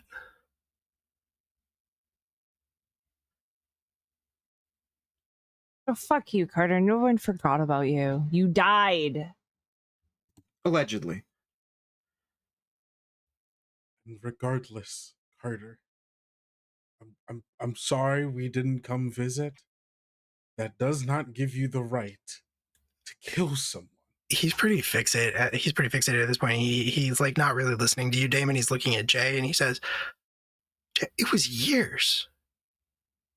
Jay, years before I died. years being locked up in that place. Alone. No one to talk to, no one to tell me that I wasn't making it up, that I wasn't crazy, that it all happened, that it was real. I tried to get you to run away with me, and you decided to stay, and there was nothing I could do. They were supposed to help me. They were supposed to help me, but they didn't. And he looks, he gestures, he says, look where it got us. Right back to where we started. But hey, at least we're together again, right?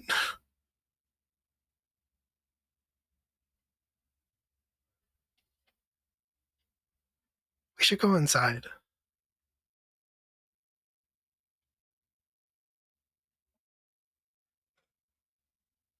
Okay, Carter.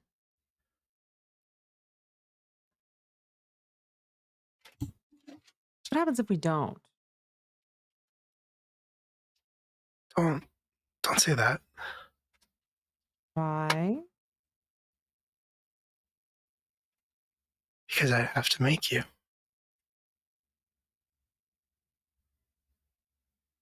Niley's weighing if this maybe dead, maybe not sibling could actually make them. And they're kind of like looks down at the sheriff, looks at him, and is just like, all right, fine. We'll play this out for now.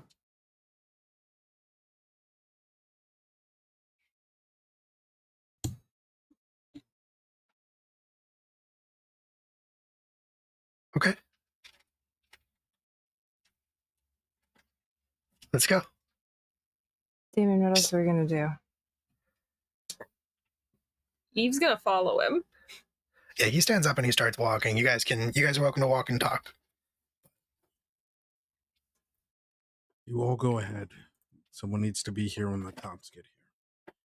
I don't think you should be there when cops show up. They're just gonna think you did it.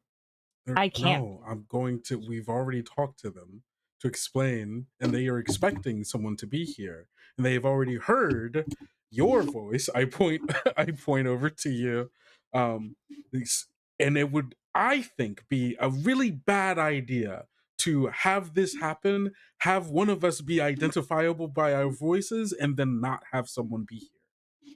It'll be fine. I'll let them know what happened, and I'll come join you. Yes, Jack. Damon, I think you both know that we all know that there is probably a more pressing issue here, and this is a small town. Other than the family members of the sheriff who are going to have to learn that he's dead? Correct. There's something more pressing than that right now, is what you think. God, Yes. you don't change. Well, I'm sorry that I can't. That I'm capable of holding two incredibly batshit things at the same time. Yes, our dead sibling is back, and so is the house that burned down.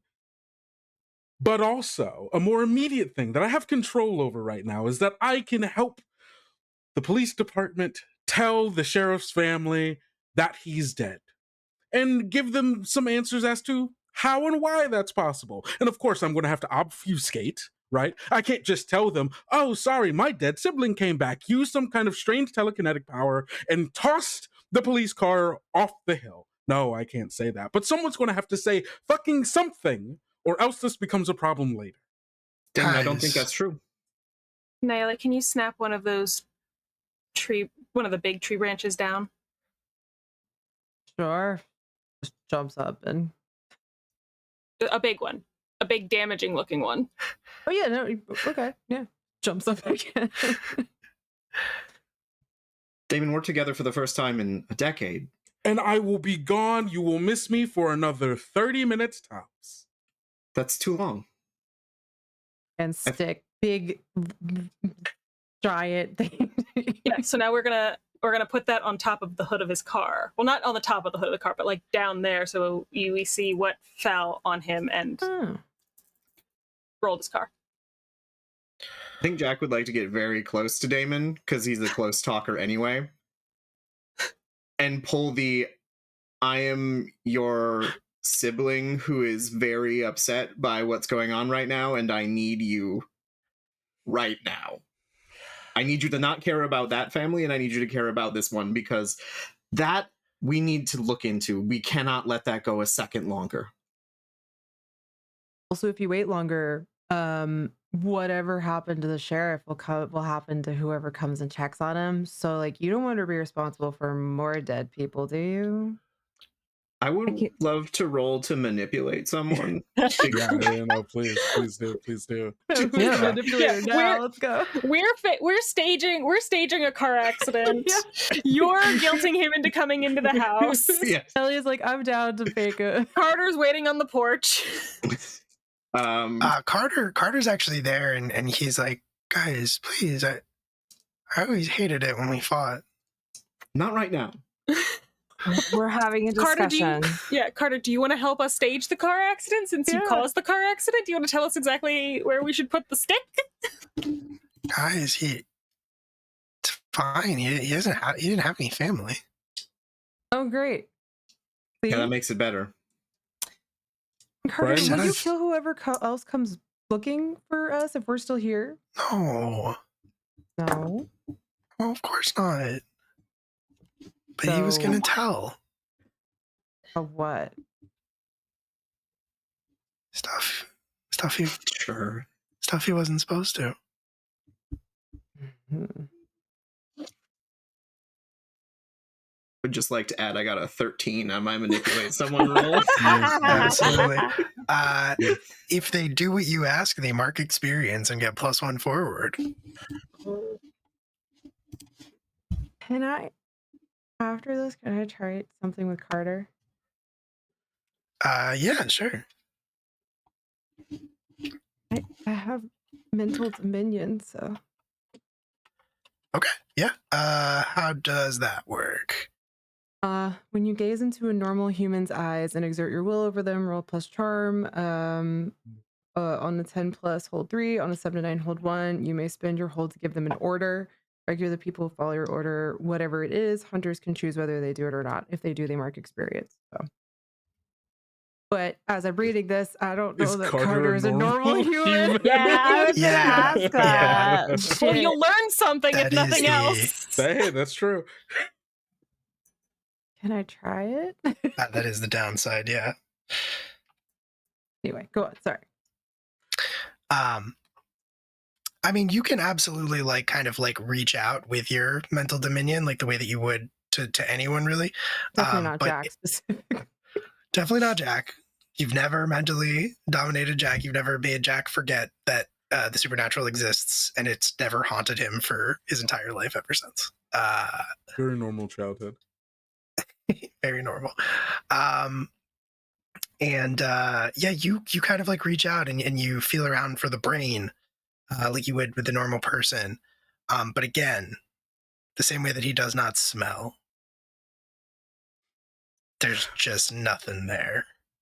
Nary a brain cell in sight. Dang it. Nary a brain cell in sight. I think after hearing Jack plead and seeing the sibling reaching out for, I need someone stable in this moment. Fuck, fine. I'll and takes out a notebook and writes a note to the police. I'll leave a note. Yeah, I leave a note on in the windshield wiper of the car. After we have staged this car accident with this big branch that we broke out of this tree. Yes, they already know someone was here. Is the thing. You called them on the radio. Yeah, but I didn't answer them when they said that I had to stay. Yeah, but your voice is still recognizable. They record them. 1999. They record things in 1999. Yeah. They do record them, but They do record them, but I haven't been here in 10 years. That's fair, but we're probably going to be in the town. Listen. For a bit. Listen, maybe. Listen. Listen. The house came back out of nowhere. That's not true. It came from somewhere. I think Jack, not now. the house came back out of nowhere. I think they will just be a little bit, let's be real honest with ourselves and all the things that you and I, because I know what you've been doing, what you and I have been seeing. Mm-hmm. Yeah. They're gonna blame the house. Correct. And then when people come looking, they're not gonna come looking because they're gonna blame a house. Correct. And when they come to the house and we're there. Guys, I don't think we should criticize Damon for doing the right thing. Thank you, Carter. Carter, you also are the one who doesn't want him to do the right thing because you want him to come in the house. I'm coming to the goddamn house, all right? Let's just I'm go. just leaving a note. I'm I'm leaving the note. And I angrily put it in between the windshield. Listen, I get it. It's shitty. He's dead and he was kind to us, and it's shitty. It's more than just he was kind to us. People dying isn't good. And the brother we had, I don't think would do it so easily. Are you gonna turn him in? I don't think turning in a dead person matters much. He already got out of whatever that. He already got out of that place once, so I don't think metal bars are really making a difference. That's actually a very valid point. Bite. Let's being such a fucking menace. We can look. Let's go, but keep your eyes open. Just because he looks like our brother doesn't mean he's gonna act the same. No, of course not. I would like to say, as the conversation is happening and we're sort of slowly starting to drift along with Carter after him up to the house, I do think Jack has been processing all of what Carter has said, all of that going on, and he just sort of stops in the road and lets the others walk up a bit, and he says, Carter, hold on, just one more thing. And then I would like to use my just one more thing ability to ask him a leading question about what he's not telling us. Yeah, let's do it. Jesus Christ. So that is a 13 again, because my charm is good. Okay. So I want to know what he left out that he didn't want us to notice. What he left out that he didn't want you to notice. Oh, yeah, okay. All right, sure. He said that the sheriff didn't have any family. Kind of a weird thing for him to know. So, how did you know the sheriff didn't have any family? Well, he sort of looks perplexed at the question, like it doesn't make sense to him. Mm-hmm. Well, he's not from Sayre.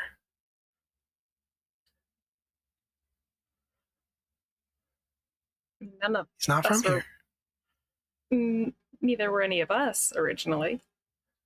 Doesn't mean he doesn't have family. He's got a mother, father, very least. Oh, maybe somewhere, but not like a wife or like kids here or anything like that.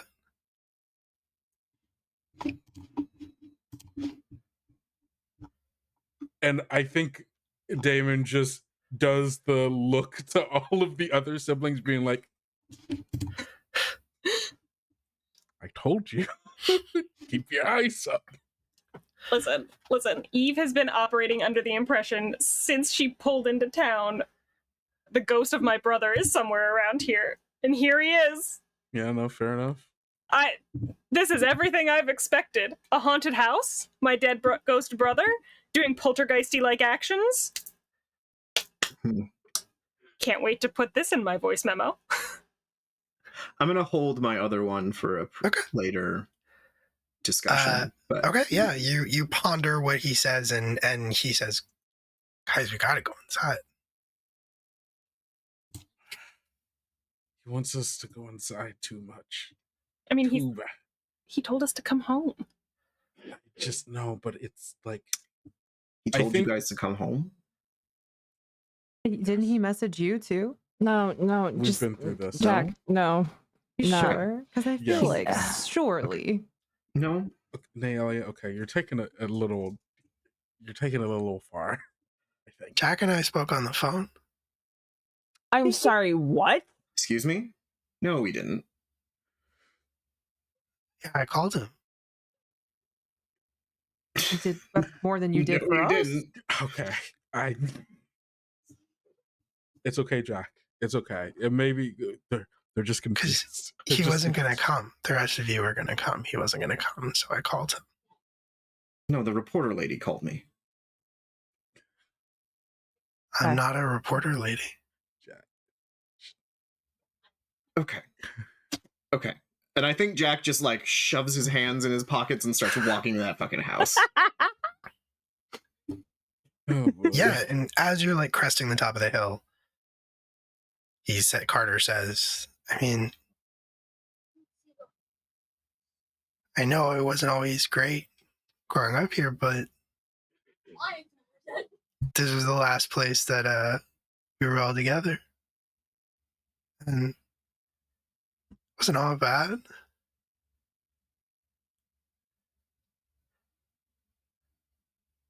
From my job and having dealt with some supernatural stuff, would I Yeah. be aware of any kind of like, you know, entity or something that like works in like a very localized place?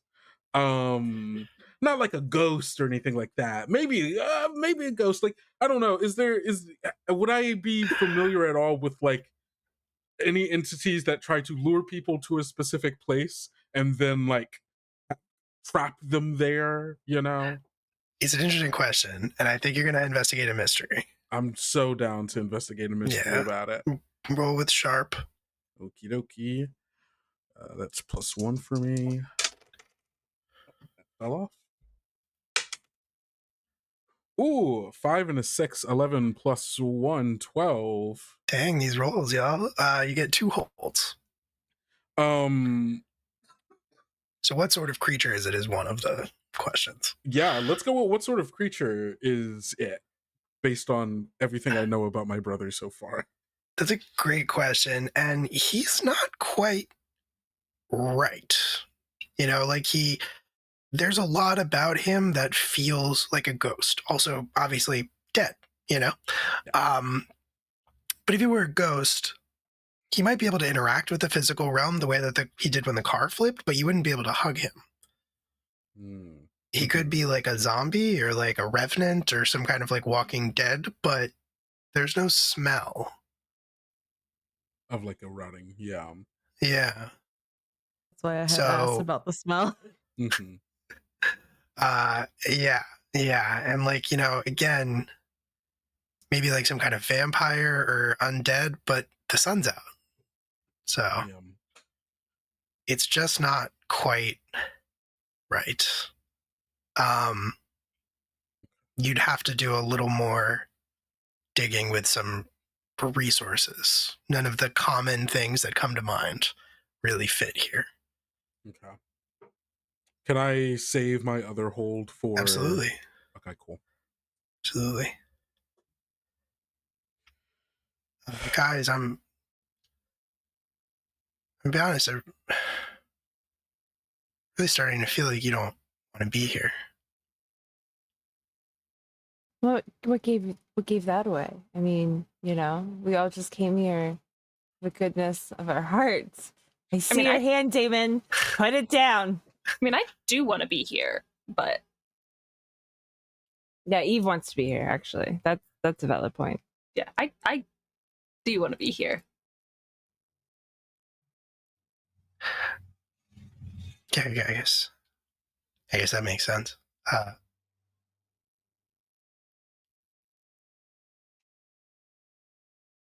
Jay, we haven't seen each other in like 10 years, and I mean, you didn't really like me when we were kids. We were growing up here. You said that I was weird and that I screamed too much at night and kept you awake. I mean, yeah, but I was just trying to toughen you up. Oh. I don't think it really worked, Jay, because I couldn't control that. I couldn't stop it even after I couldn't stop it, and I don't think you really did anything except make me hurt and angry.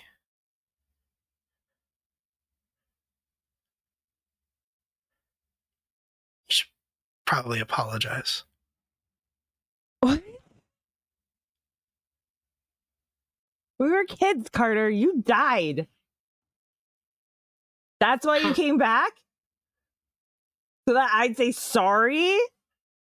I put my hand on Jay's shoulder and I kind of like real all light the siblings squeeze. just like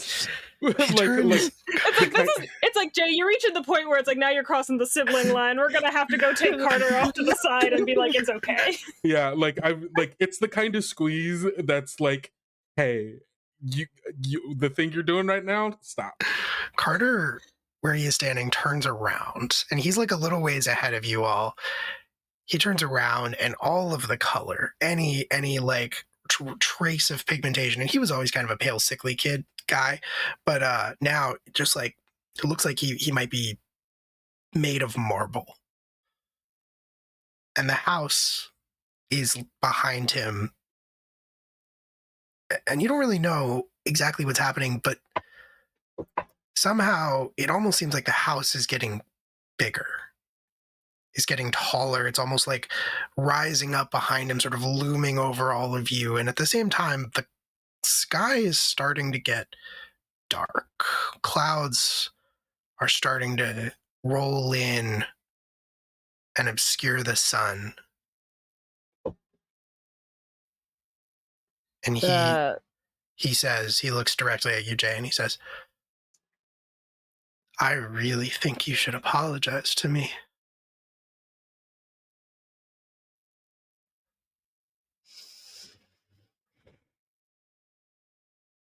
And Jay, like, feels literally everybody on her, touching them.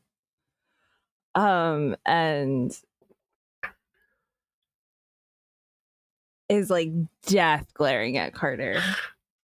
And looks back at everybody else. Are you fucking serious? Can you believe that I have to just do it?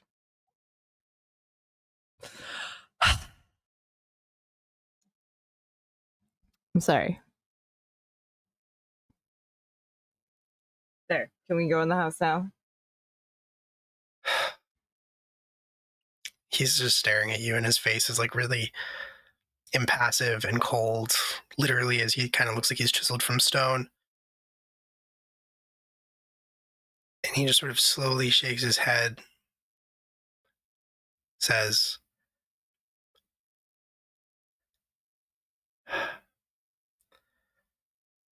I really, really wish you meant it. And then he holds up one hand. And Jay, it feels like a truck hits you. You all see, like, there's no shimmer in the air. There's no sign of anything. It's just something hits Jay, and she goes flying off of her feet back partway down the hill until her body hits one of the trees, which like cracks with the force. And that is where we're going to end this episode of the Sayer House 6. No! He's telling you how sad he is. He's a sad boy. He just wanted you to people are apologize. demanding apologies from people, okay? He didn't That's not how it demand works. it. He said he really thought you should. And then got all scary. Well, Because then you he yelled said at him he wished about you it. meant You could to. have just said no. You didn't have to yell at him. You did yell. I mean, I don't think you're wrong in that you shouldn't have to issue an apology, but also I don't think you should yell at the strange undead ghost. Who did just destroy a car. Balance maybe somewhere in the middle, maybe just a polite maybe later. Maybe you know he's not well. He's not well. No. He's not well. I think that's an understatement. That doesn't mean everybody else is. Sure, get in line. We all had very normal childhoods. Well, I don't know what you're talking about. You got to die for a while. Like I've been stuck here the whole time. Well, I think when we resume in 2 weeks, you should tell him that he's not the only one with problems, and I think you should see how that goes over. Oh, boo-hoo, You're just trying to get me in trouble die. so you can yell at me. It's not fair. Oh no. It's bullying behavior, William. It is. Well. Are you shocked? No. Are you shocked? I'm not. No. I've Not in been in the enough least. games to know better now. So. Oh, I don't know what you're talking about. Hey everybody, thanks for hanging out tonight. We should go around and do our outroductions. We went a little over, but it's the first episode. Let's go around and do our outroductions real quick so that we can let everybody get to bed as soon as possible, which means Alex, if you wouldn't mind kicking us off. Oh, Tell not people who you mine. are, where they can find you, stuff like that. Sure, I'm Alex. I was Jack tonight. I have a blue sky. I don't even remember what my handle is. I put it on your thing. It's at Mighty thank you. Finn. It's at Mighty Finn. Great. I don't do internet things a lot anymore, but you can catch me on the other Tuesday here on this very channel playing Jesus Christ, my brain's done. Nephilim Tenebris. Nephilim Tenebris, where Dr. Dickey is a small bean in space exploring the universe with his giant girlfriend, and it's good time. And that's about what I'm doing these days. So Julia? Hi, I'm Julia. I'm Hexwhat on all social media platforms. Not using that many, but that's what I'm under. You can find me here tomorrow as First Officer Nyko Bard for our Star Trek Gallant game. We're having a beach episode. Nyko's going to go on a date with a hot Klingon doctor. It's going to be a good time for them. Don't know what else is going to happen to us, but at least I've got that going for me. And then Saturday, just like every other Saturday, I will be here again for class reunion, where I will be playing Kelly Violet. She is a cleric warlock. Cleric rogue hybrid. She's having an okay time doing politics. There's vampires in that game. If you like vampires, just made a deal with one. Just made a real questionable deal with one. It'll be fine. Every other Sunday, I'm here for Academy H, where I play Lyra Kroll. Fun superhero time. She's having a normal one. She just may or may not have killed her sister. Her sister's comatose. Who knows? That's all I'm doing right now. Everything I do here at LFTA. I live here. I die here. Good night. Your characters have a lot of problems. Weird. I didn't hear a single problem. Okay, here's the thing. Here's an interesting thing. I forgot one. We really gotta move on, Julia. We really gotta move on. I forgot though that every other Thursday is Never Ember's Enigma here at LFTA, where I play Lavinia Hale. And remember, ACAB does include Lavinia Hale. Thank you. That's it. That's true. That's very true. Kendo? Hi, everybody. My name is Ben Kendrick or Kendo, whichever you prefer. You can find me everywhere on the internet that matters at Kendo Makes Films. If you go there and you can't find me, I'm sorry. You're somewhere that doesn't matter. You can find most of the stuff that I do over at Tales Yet Told. where you can find that everywhere on the internet that matters at Tales Yet Told, and at Blue Sky at talesyettold.com. You can listen to it wherever you get your podcasts. We tell stories at the intersection of queerness and horror using indie TTRPGs. Hey, and guess what? You can find 2 of the people in this, in our last series, Voices in the Wood, that Will so lovingly and thankfully helped co-produce, and both Youngles and Will performed in. It is up for, it's currently up for a number of awards, but the one that I'm going to mention right now is that it's up for best ensemble cast for an actual play podcast. So these 2 right here doing it well. So yeah, go check that out if that's something you're interested in. Hell yeah. Val? All the thoughts went out of my brain. Awesome. I've never played a TTRPG this late at night before. I was curious what would happen to me around 11 p.m. and we have discovered the thoughts leave. But anyway, yes, hi, I'm Val, or Space Valkyries. You can find me pretty much everywhere at Space Valkyries. I actually will be in 2 TTRPGs on Sunday, not on this channel, but if y'all would like me to be on more stuff on this channel, I'd love that. But I will be in a Mappa Mundi one shot for Pantsless Tables fundraiser marathon. My brain words are gone. At 8:30 in the morning Eastern on Sunday, and then I will be doing my sort of finale episode for a mini series over at Sword and Key, doing Cursed Captains of Cthulhu, which is really fun. My character is probably gonna die. Oh yeah. This won't be an issue in the future, I promise. I'm usually very prompt about ending on time. We went a little over tonight. I apologize for that. Jen?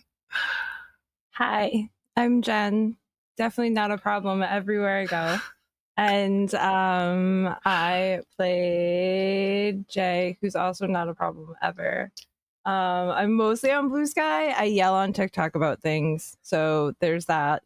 And I have God Complex stuff every other Thursday. I think we're on next week, right?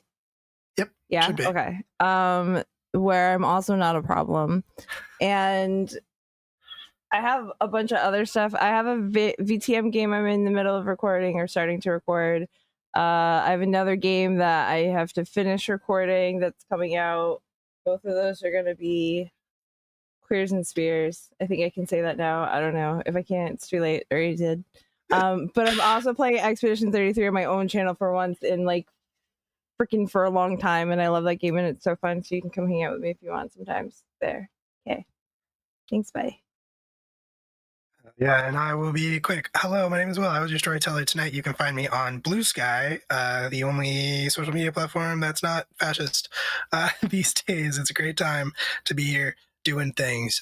Saturday, I won't be back until Saturday, and then I'll be running Class Reunion, our 5e isekai homebrew about a group of high school students who've been trapped in a fantasy world for 10 years. The 10 years is the magic number, apparently. You can see Julia in that, along with some other wonderful people, if you want to, on Saturday morning at 11 a.m. Eastern Standard Time. I think I said that. And then next week, I will be running Tuesday night Nephilim Tenebris, a gritty near future sci-fi game that has been described as like Firefly, but without that dude that sucks. Alex is in that, along with some other people that you will probably enjoy. Thursday, I'll be at Entropy Emporium running God Complex, a Girl by Moonlight game about making the corpses of dead gods into mech suits and fighting space kaiju. My voice is gone, and that's it for the immediate future. So that's going to do it for me, and also going to do it for us here at Live from the Apocalypse. Thank you so much for joining us and hanging out. We're going to disappear in just a second, but we're going to raid the friends over at High Shelf Collective and see what they're up to tonight. If you were not already following us, once again, we are on that one social media platform that has not completely gone to hell yet, and also join the Discord community, which is a great place full of great people. And these days, it is the best way to find out what we are up to and what we are doing. It's a fun place if you were so inclined. But with all that being said, we are done for the night. So thank you to this lovely cast. Thank you to everybody who hung out and chat and watched. Thank you to anyone who donated. Say good night, everybody. Good night, everybody. Good night, everybody. Bye.